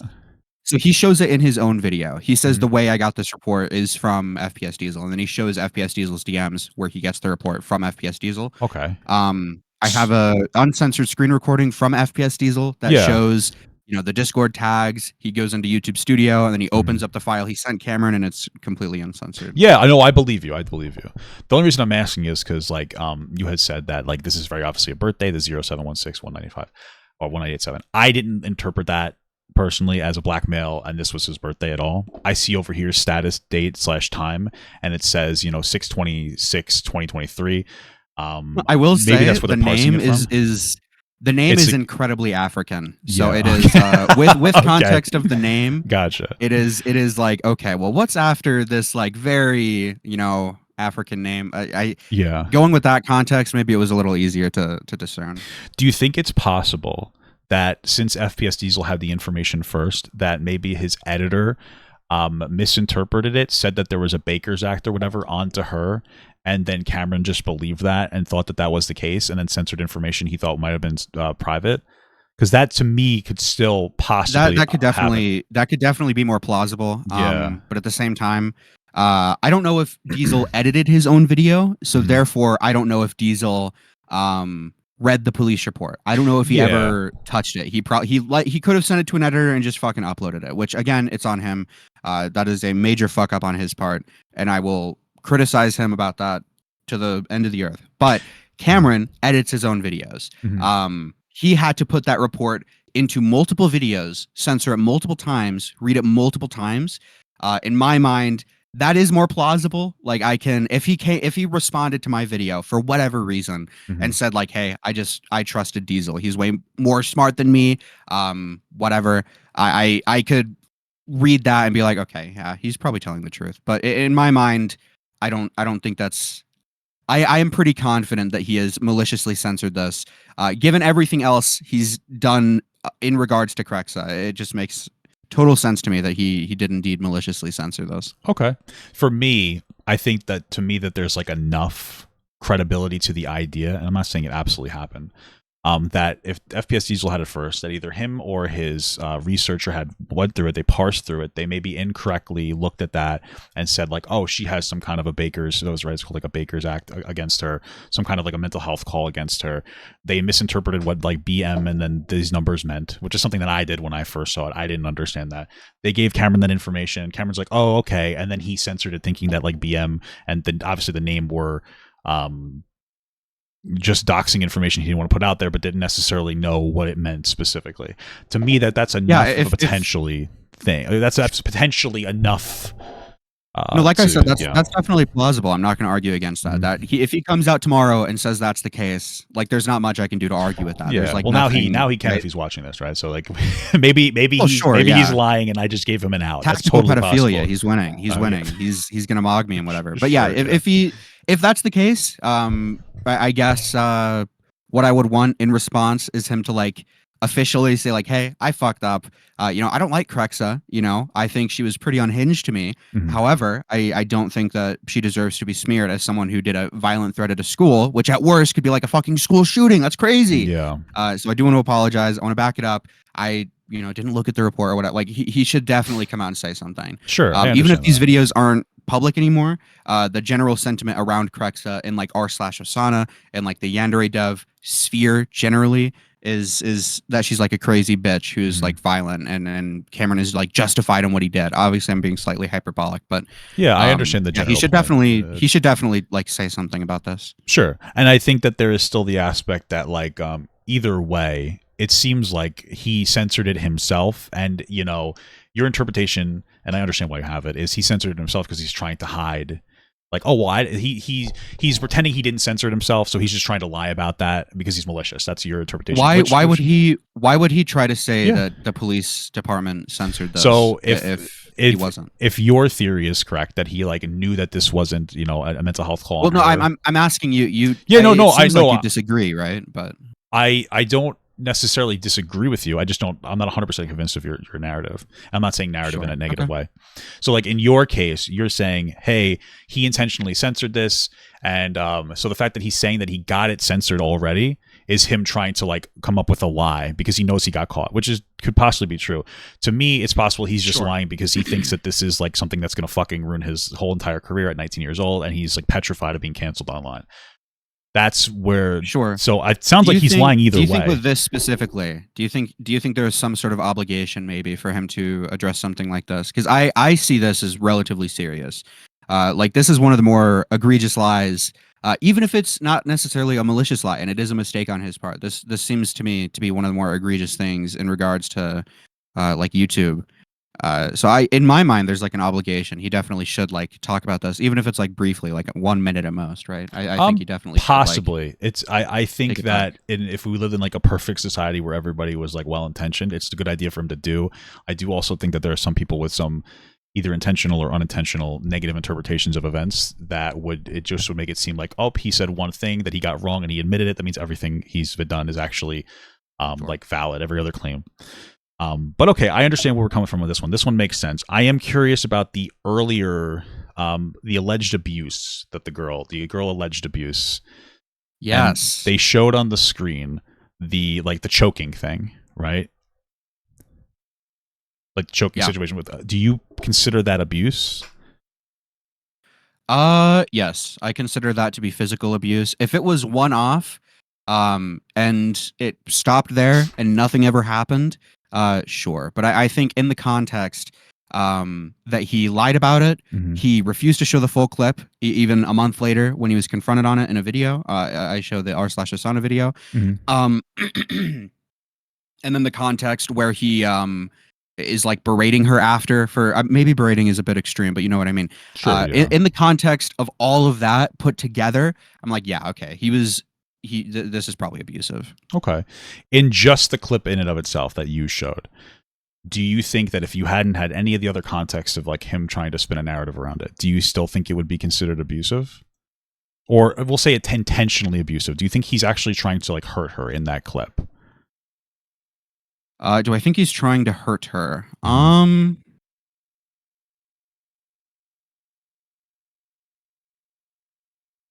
don't know if you cut out or again or not. Probably okay. No. Sorry. Yeah, it might be my internet. I'm sorry. I don't have the best internet. Yeah, probably to some extent. Okay. I don't think he was trying to kill her. I don't think he was trying to fucking knock her out. I think he was trying to hurt her in the extent of like a fake playful joke. But I think it's hard to look at the choking situation. Like in what's the term? Like hyper focus on one part of it. There's a term I'm missing, but I think you need to kind of look at it like in the totality. But yeah, just stand alone with the clip. Yeah, he's probably trying to hurt her to some extent. He was not trying to kill her. Obviously, he was not trying to fucking knock her out. He was not trying to. I don't think any marks were left. Like obviously, he was not choking her hard. But I think in context of everything else, it kind of cements it to me that he was being abusive around that situation. I don't think that. Go ahead. Yeah, it's okay. It sounds like you said that he was trying to like hurt her in the sense of like a joke. That's what I believe what you had just said. Like you think he was trying to hurt her in the sense of some kind of like a joke to kind of fuck with her in some way. So not with the intention of like actually harming her, but with the intention of trying to bother her. Sure. That to me doesn't really ring abuse. That to me rings being annoying and obnoxious because he thinks it's funny. It's still inappropriate, but like it's to me the intention here seems to be to bother her. He comes back. Sure, I'd be willing to concede that the clip in a vacuum is not necessarily abusive, or what he did there is not necessarily abusive. Like I think in context it is. It seems like in the sense of this clip, as he comes up behind her, he kind of like does a light choke that doesn't even seem to hurt her at first with his like the crux of his arm. Then he moves on to like put his hand around her throat. She gets pissed. She swats him away. He doesn't continue to aggress in that sense, so it doesn't sound like he wants to actually choke her. And then there's actually a part of the clip you left out where he like puts his head on top of her head, and he actually seems to press like a little bit hard to try to bother her even more. So it seems like he's trying to be annoying. To me, this doesn't ring like abuse. And then the aftermath of the situation where he doesn't show the full clip. It could be that he's being malicious. It also could be because he's afraid that makes him seem abusive. No, he's 1000% being malicious. With him not including the full clip, his reasoning is that he didn't want the video to be too long. Well, that's obviously the video a lie. I think we both know that's a lie. That's obviously okay. I'm glad you're willing to admit when he's lying, but definitely lying about he's used that excuse. Again, so Hassan, I want to make it. I don't like Hassan. Whatever. Okay. But there's a clip of him in Cameron's new video. And the clip of Hassan is from, I believe, like 2020. I think it's from 2020, and he's talking about going to a Diddy party, right? And Yeah. this is before anything significant came out about Diddy. There were rumors, but that's it. And he's like, yeah, I went here. It was weird. And then I left. I saw like this video of an underage girl and I was like, this is super weird. I'm leaving. And then he tries to include that clip and he includes the clip and he doesn't say what year it's from. He doesn't include the context that this is before Diddy was outed as being like this insane fucking sex criminal. Sorry, my mouth is like fucking dry. I live in a desert. And he cuts the clip off before he says like, yeah, I left, right? So obviously the implication is like he went to a Diddy party and he enjoyed it and he stayed there. And then he responded to this on a live stream and he's like, yeah, I didn't want to include the full clip because the video was getting too long. So this is like... Oh, for that one specifically is what he said? Yeah, for the Hassan clip, right? So he's used the same excuse multiple times. In my mind, it's like, yeah, he's lying. He's being malicious. He obviously thinks, at the very least, it looks bad. But like, I think he could have just been honest about it. He's like, yeah, I was trying to do a joke. I agree with I that. backed off and she told me to back off. I agree with that part. For the Hassan clip, I also agree that like I don't remember. I'm going to take your word for it. I watched the video. I even made a comment about that. I was like, I don't think Hassan I might be able to get the full clip and you can watch it if you want. I don't think we need to. I'll take your word for it that like he didn't include that. It was before everything. He should have included that, and that does show like a pattern of like he has a narrative. He's like, oh, this person's bad, so I think it's okay for me to lie about them a little bit. That I definitely see. For this clip, I think the reason he didn't put it in there is because he's afraid that it's going to make him look like he is abusive. He should have been honest. I also know how toxic the internet can be and how they can run away very strongly with narratives very quickly. So, like, you know, I think he's definitely... what Def Noodles did to you was really fucked up. I agree. Well, it's not really Def Noodles. There's been other instances where I've gotten like narratives run against me. And you got your vindication, dude. He's like an insane right-wing grifter, okay? Yeah, you won in the end. I suppose I did. I didn't necessarily want to root his career, but it is what it is. Also, I think that there's a lot of other influences. I think, probably Keemstar had more to do with his like fall off than me, if I'm being honest. Like, I don't think I'm this like powerful, prolific individual. But I don't think that he was lying in a malicious way necessarily. I think that he was like terrified. It also makes him look really bad, so I understand why you have your interpretation. I just know that like you can get hit pretty hard with like false narratives on the internet, or even true narratives that get sensationalized so horrifically that it makes you afraid. So I do understand that, because I had my TikTok banned or whatever. That was like pretty big for me like years ago. I lost like a lot of money for that. So I do understand like the fear of it's easy to be like, oh, you could have just done this. I also do know what it's like to feel like the pressure of some kind of cancellation. So maybe that makes me biased in a way that's like unrealistic, but that is what I'm seeing. And maybe I'm projecting my experience onto him, but that's kind of what I'm seeing here in that instance. That could be the case. I don't necessarily want to make any like definitive claims on that front, but yeah, that's a lot of things are plausible there, right? Yeah, a lot of things are plausible there. If again, Magic, he responds to the video for whatever reason, he could probably give like any explanation for this, and it'd probably be true. Again, like, he could just listen to what I'm saying. Why you know what I mean? Like he could have been completely malicious and then hear what I'm saying, and then come out and say like, no, this is actually what I meant. He could be malicious, or it could be that I'm articulating it for him in a way that he didn't necessarily know. It's just a million different things. I think he has a history of malicious lies. I think it's very fair to say that. There was a moment where you had said that he had like an insane overreaction because this girl called him a rapist at Crexa, and it seems like he doesn't have an overreaction there.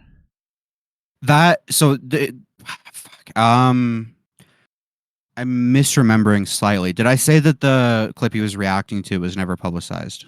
I forgot. Possibly. Let me see. I can like listen to it quickly. There might be text on screen. Oh, okay. So the unreleased interview with Crexa. Okay, so you're saying that because the interview was unreleased, that this was an overreaction. Yeah. So I think it's a little bit of an overreaction. Okay. This was never released.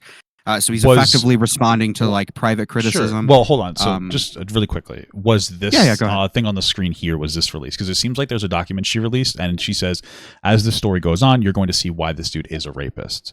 Yes, that is completely public. I can link you that. Yeah. So that seems to me like he's not overreacting.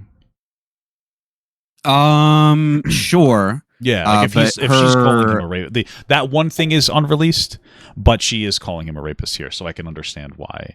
He goes on in that clip to like show one-sided sex where he removes his side. Sure. I think, in a vacuum, him like saying no, she has the rape fetish. Like I think that's fine. But he goes on to show like one-sided sex where he's like obviously cutting his side off. And he's like, no, she has the rape fetish. Look, she has the rape fetish. And like nothing in the DMs shows any sort of rape fetish. It's like, I crave cock, or like, I want to fuck you. I want to get fucked by you. I want to be dominated. It's like, okay, nothing really here is substantiating your point. So you've basically just leaked a bunch of one-sided private intimate texts where the obvious they were supposed to be made private. You release these, you cut your side off, so we don't know how you're responding to these. I think that's the overreaction. Sure. I think the totality of it, where he's like, no, she has the rape fetish. He doesn't prove she has the rape fetish. And then he releases one-sided sexting messages. Sure. I mean, what I see here is that she claimed that he was a rapist, and then that's a pretty intense claim that I think can significantly hurt somebody's reputation. And he's coming out. I don't think she should have called him a rapist. Yeah, I don't think it's an over-exaggeration. This is one of the situations where it's like, yeah, the Krexa, Jelly, Diesel, these people can all be criticized for some of the shit they've done. They're not. Krexa's like retarded. Jelly's like an insane fucking bitch, and like Diesel is like retarded. And yeah, what makes Jelly like crazy to you? I'm just curious. After everything was exposed, and Ali MCC released her Yandere Dev video, which included like the Snapchat logs and stuff like that. She was continuing to DM Yandere Dev and like flirt with him and act sexual towards him. And I asked her about this because there were some leaked screenshots on Kiwi Farms of their DMs. One of them's in this video. It's near the end where I'm like, and leaked DMs with Yandere Dev. Jelly reiterates the same point. In those screenshots, there's more to those. There's like an entire conversation log. I asked her about it, and she's like, yeah, at the time I was trying to cuck Cameron by still interacting with Yandere Dev sexually. And I was like, okay, that's fucking weird. Why would that cuck Cameron? Because they're coworkers or something. I don't know. It sounds to me like they were in some kind of romantic relationship in some capacity. No, they definitely were. So she'll deny this. But a lot of screenshots at the time are like, she was between her and Cameron was talking to another girl. You had her and Cameron, and then her and Cameron and FPS Diesel. A lot of the stuff. She was definitely interested in him. Krexa and Jelly do this thing where like they post talk rationalize this, and they're like, no, I would never fuck Cameron. He's ugly as shit. But like, okay, you were like sitting on his lap and making out with him. You were, meeting up with him 4 separate times. Like you probably were interested in him. But then another thing, she's like, I don't know how specific I want to get, but she's like the genre of like. She's literally like the femme self phenotype or something. I found this 4chan thread looking into the Jelly shit because apparently some of the DMs with her dad were on this 4chan thread or like 4chan adjacent thread or something. Like her own father was in there? Yeah, so she posted DMs with her dad about the CPS calls she was getting. And in this thread, people were posting like a ton of pictures of her and like she had put like fake cum on her face to appease 4chan people.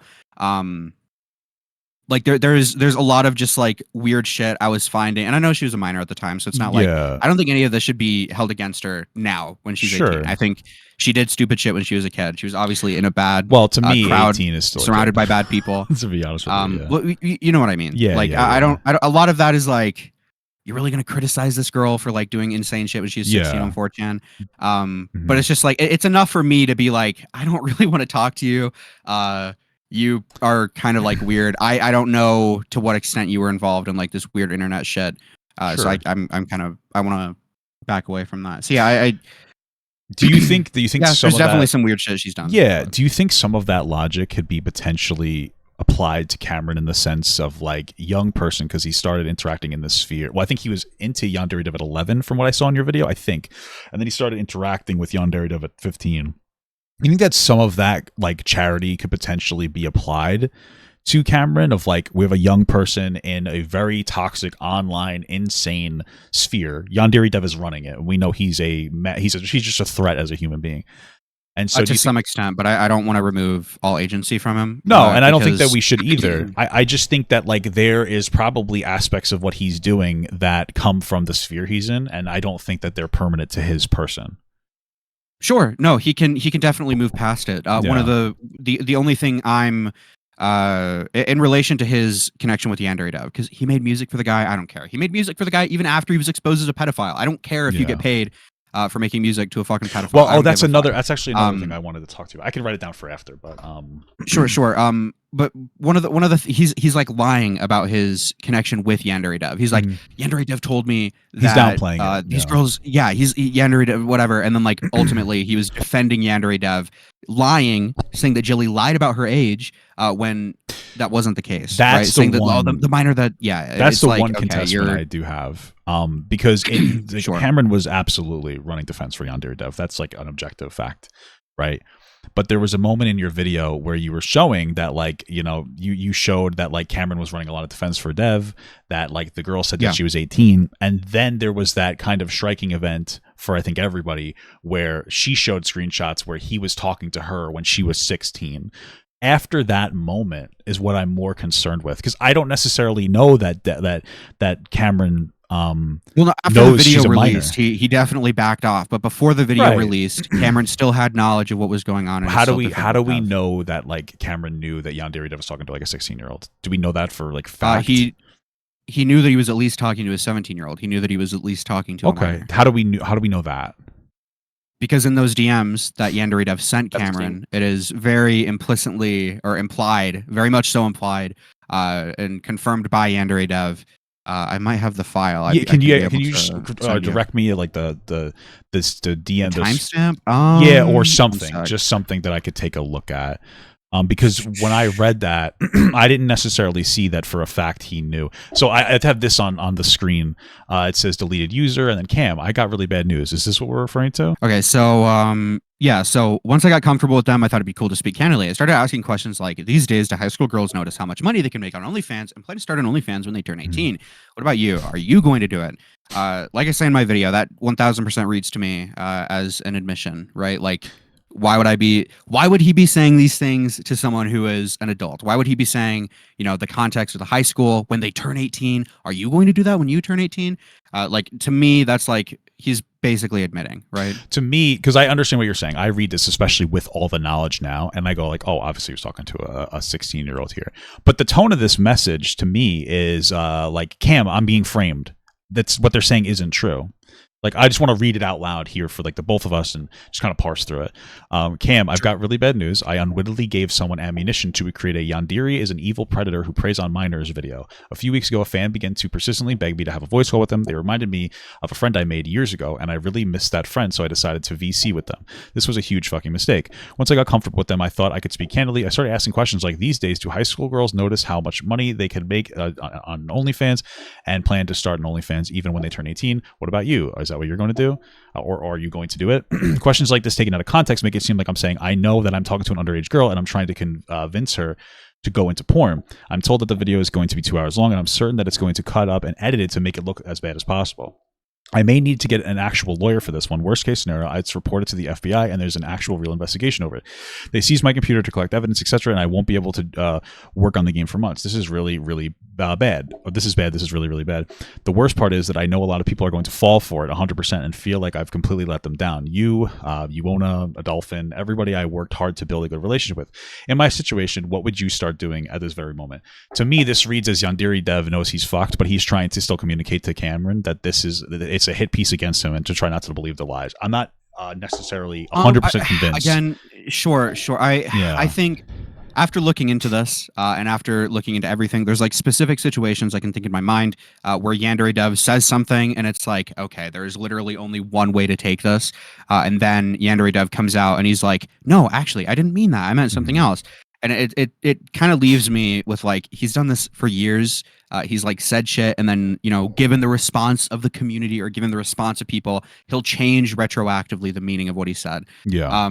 So I don't, maybe he was under Yandere Dev's spell, but I wholeheartedly believe that Cameron had enough knowledge to discern that Yandere Dev was doing something weird. I didn't want to get into Yandere Dev's past too much. This part specifically, I probably could have.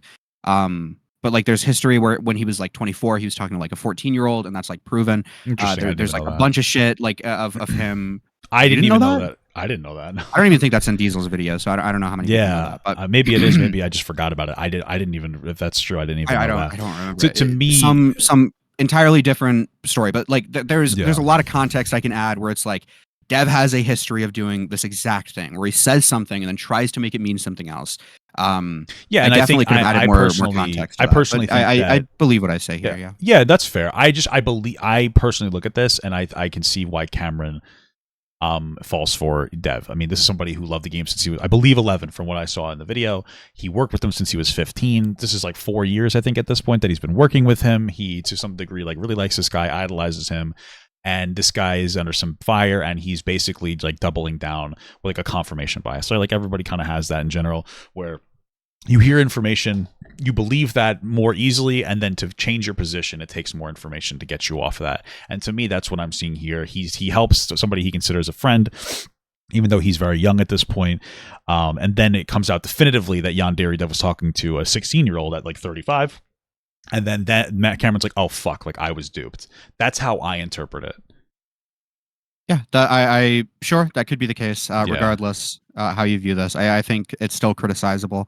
I think it's very likely that he had enough information to discern what this message really meant. That's possible. And I do think it's on him. I think a lot of this, inevitably, it seems like from what I'm discerning from what you're saying, it mostly comes down to, okay, well, there's like a better faith interpretation of what went down here. Sure, yeah, and that's pretty my much response is mostly going to be like, yeah, that could be the case, but still, like, it still seems like there is a core to this apple that is still there, and Cameron should definitely, I think, take accountability for that apple core, right? Sure. I think there's a lot of this where I think personally there is some level of obligation when you have made content around this thing already in multiple videos that you've now since taken down, and you're spreading misinformation and you're spreading lies, even if it's not intentional. I do think there is some level of obligation on your part to correct the record, to try to not have this misinformation still floating around,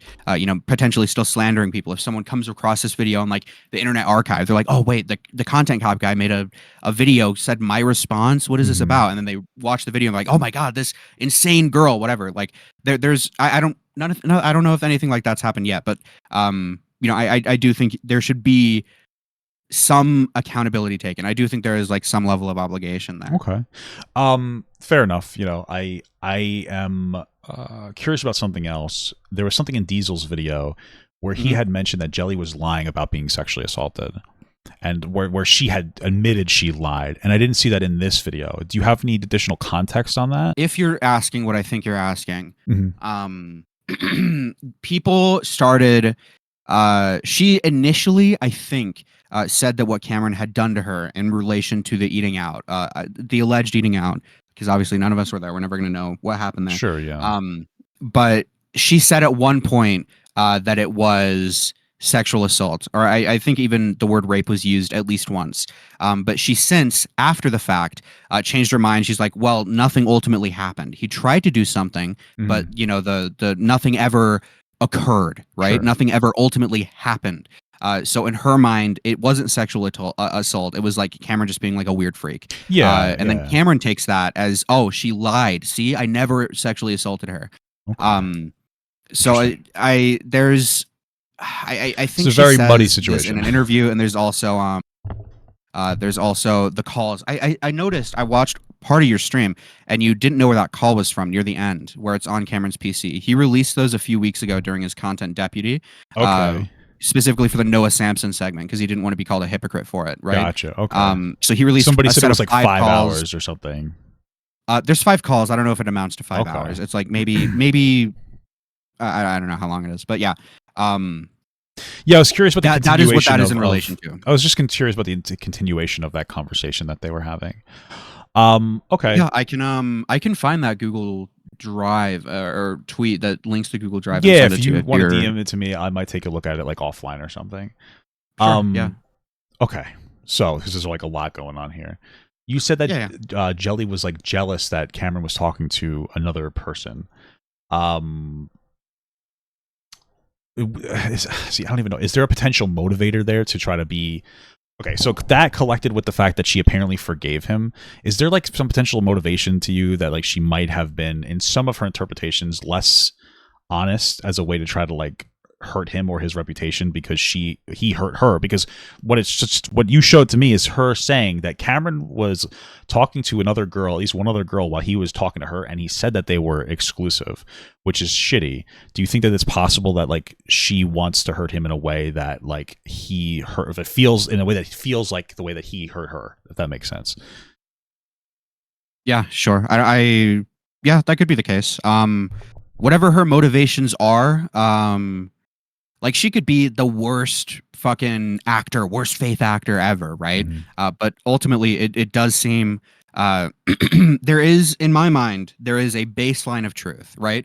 Do we know if Cameron sexually assaulted her? No, but he's obviously being dishonest about something. His story has changed so drastically and significantly over the course of like a year, through FPS Diesel, through leaked calls, through whatever. Did he fucking lock her in his car and make her kiss him? To some extent, yes, right? Whether it was like he physically locked the door, there's a story going around where he physically locked the door, or if it was just like implicit violence or something like that. He wouldn't bring her home. Is that what we're referring to? Yeah. There is a through line of truth, right? Yeah. Well, hold on, just on that point. Whatever sorry. Sure. Yeah. Sorry, I don't mean to like cut you off. I'm sorry. In the information that was being shown, there's a lot of things that are being said where she wasn't interested. She didn't really like him. She went on the car ride. He was trying to bring her to Dunkin' Donuts to get in her pants or kiss her, and she didn't want to do any of it. And she just wanted to go home and this and the other thing. But then a while ago, like a moment ago, you had mentioned that she will constantly downplay how like the relationship between the two of them together, even though she was interested in him. Do you think that some of her interpretation could be like drastically downplayed in this direction, where she had no interest in Cameron, despite the fact that it seems like she did, at least at some points? She was 1000% interested. Yeah, her and Krexa lie a lot in terms of their interest in Cameron. Krexa was friends with benefits with Cameron. They met up under the understanding that they would be friends with benefits. They would live together and they would be able to have sex whenever they wanted. And then with Jelly, obviously she was interested. Oh, I didn't even know that they had like a sexual relationship. Him and Krexa. Yeah, it's explained in her Google Doc. I didn't feel the need to. I understand you cut down. I saw like a comment where you were like, I cut down on some stuff. I felt like it would have been too long. So I understand that. That is information that is interesting though. Sure, yeah, and Jelly has the same thing pretty much, to a lesser extent, obviously. But like, yeah, she was definitely interested in him. There is a lot of DMs, unless she's like lying throughout every single DM she sent him or sent about him. It's like, yeah, she definitely was interested in this guy. They hung out multiple times. To like, if Cameron is being truthful about having sex with her, she liked him enough to let him have sex with her. It's total post talk. Yeah.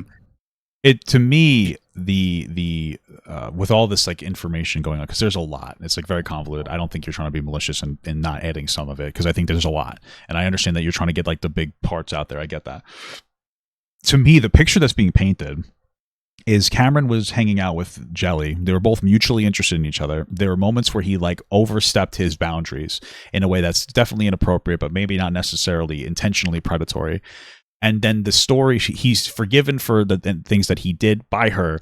And then later on, something happens where she decides to retell the story in a framing where she was never interested in him, to play up this idea that he was like really trying to take advantage of her, when maybe it's more likely that he potentially misinterpreted signals, or there was something else going on. It feels like a lot of the framing is, and I'm not even necessarily saying by you, maybe by Jelly or somebody else, but a lot of the framing seems to be as uncharitable as possible towards Cameron.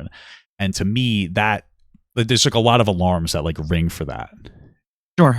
If I am being uncharitable, I think I tried my best to be fair throughout the video. But if I am being uncharitable, unintentionally or unknowingly, it is probably because I've seen this guy lie so much, right? Sure. Yeah, that makes sense to me.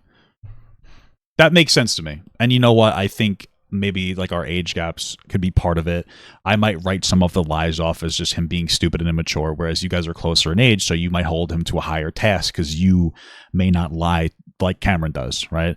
I look at them and I'm like, I've definitely I've definitely lied. Listen, we've all been there. Yeah, no, I understand. We've all, like, I mean, I wasn't perfect when I was fucking 19 years old.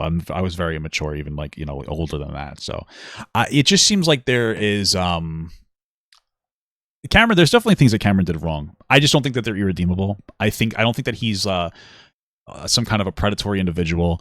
I think that he was a young, stupid kid that got involved in a really bad atmosphere with Yandere Dev. He ran defense for it too much until, you know, he finally couldn't, whether it was because he felt like he couldn't or because he found information that was like, oh man, I have to stop defending this guy. He acted inappropriately with a bunch of other people that were attracted to the same sphere, you know, a bunch of kind of damage to some extent, like fucking idiots being attracted to the same sphere, being bad with each other, acting inappropriately in general. And this whole thing kind of like blew up on the internet. You know, it doesn't seem like particularly egregious behavior. This seems like bad behavior that he can evolve from, and that's where I come from with this whole thing. I don't think that he's a permanent predator, bad person. I think that I think that he's still young. He's lied for years and continued to lie. I believe that he lied. I think if he comes out and he takes accountability for at least like a good chunk of the point. I understand that he's not going to fucking talk about it. If he responds, he's not going to talk about everything. I think that's unrealistic to ask of him. But if he comes out and he takes accountability and he's like, yeah, I fucking lied. I lied about this girl. I lied about my relations with Jelly for like a fucking year. I'm sorry. That sucks that I did that. I'm trying going forward. I'll try to be honest. If he literally did that, if he just said that, I'd be perfectly fine with him. Okay. My issue is that he's tried for like a year going forward to try to misrepresent, to try to lie. Obviously, he's being fucking malicious to these women. If he just is honest about it, he doesn't even have to talk about it. Sure. You know, for a length of time. If he just takes accountability, he's like, yeah, I fucking lied. And then he moves on. Yeah, that'd be enough for me, I understand what you're saying. I think for you look at the lies and you go, this shows that he's malicious. I understand that. To me, I see the lies and I see like, oh, this is somebody that feels backed into a corner, and so he's lying about stuff. So it seems like he's not actually a bad person. You know, one of us could be wrong. Both of us could be wrong. Maybe there's a mixture of both of these things based on the scenario. So, you know, I mean, I don't know if you have anything else that you necessarily want to communicate to me. But I understand where you're coming from with your video. I appreciate that you put everything together. You know, a lot of people won't do that. So I do appreciate that. I just think that we have a difference in opinion when it comes to our interpretation of Cameron. I don't think he's as malicious as some people think. I also don't know. Sure. Did you have any more issues you had specifically with the video or no? You know, I don't think so. Nothing's popping out at me. I don't think. After talking to me, would you be willing to talk to someone like Aiden or someone like Queeman? I don't think that it's necessary to talk to either of them, to be honest with you. Can I ask you why? Why are you running from the debate? You debated Destiny. I've been told you did this. You've been told I debated. If you can handle Destiny, I've been told. I've heard tale. You've been told. Yeah. I've been told. Sorry. Why? If you debated Destiny, why can't you handle Queeman or Aiden? So I didn't debate Destiny. I think I had I had two conversations with him. I was like involved. One conversation was where we just had a chat, and another conversation was like about some fat people, and like we were on the same side, kind of a thing. Yeah, I don't know. I mean, I don't really know anything about Aiden. Queeman doesn't seem like a particularly honest individual that I could have a productive conversation with. He doesn't seem like what has Queeman done that you believe to be dishonest? I don't know, man. It seems like the way that he interacts. You're just going off of vibes. Well, you know, I saw that he popped into the chat a while ago and he said Cameron's a bad guy, this, that, and the other thing. I was like, oh, can you show me like an instance of that? And then maybe we could talk. And then he refused to do that. So it's like, I don't think that he necessarily is interested. There's also a lot of other people in a similar communities that don't exactly hold him in a particularly honest or high regard. He has a reputation amongst a lot of people that he's not somebody that's really worth engaging with, you know, and it seems like he's very, like, he likes to debate, and I think that that's fine. I'm not necessarily a debater. This wasn't really a debate. I had a conversation with you about this. So yeah, I don't know. Well, if there's nothing else, yeah, sure.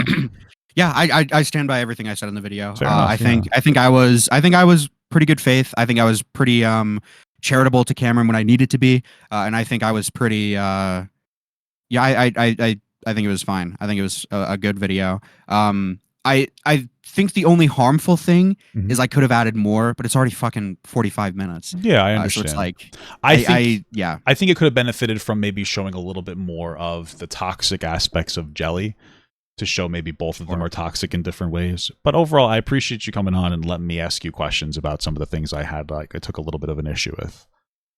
Yeah, sure. I do think you should get out of your comfort zone, talk to Queeman, but you know, I obviously I don't have there's no keep it in mind. proverbial gun to your head, but yeah. Sure, I'll good keep it in mind. I appreciate you stopping by. What do you, actually, really quick. What Sure. do you think of the video?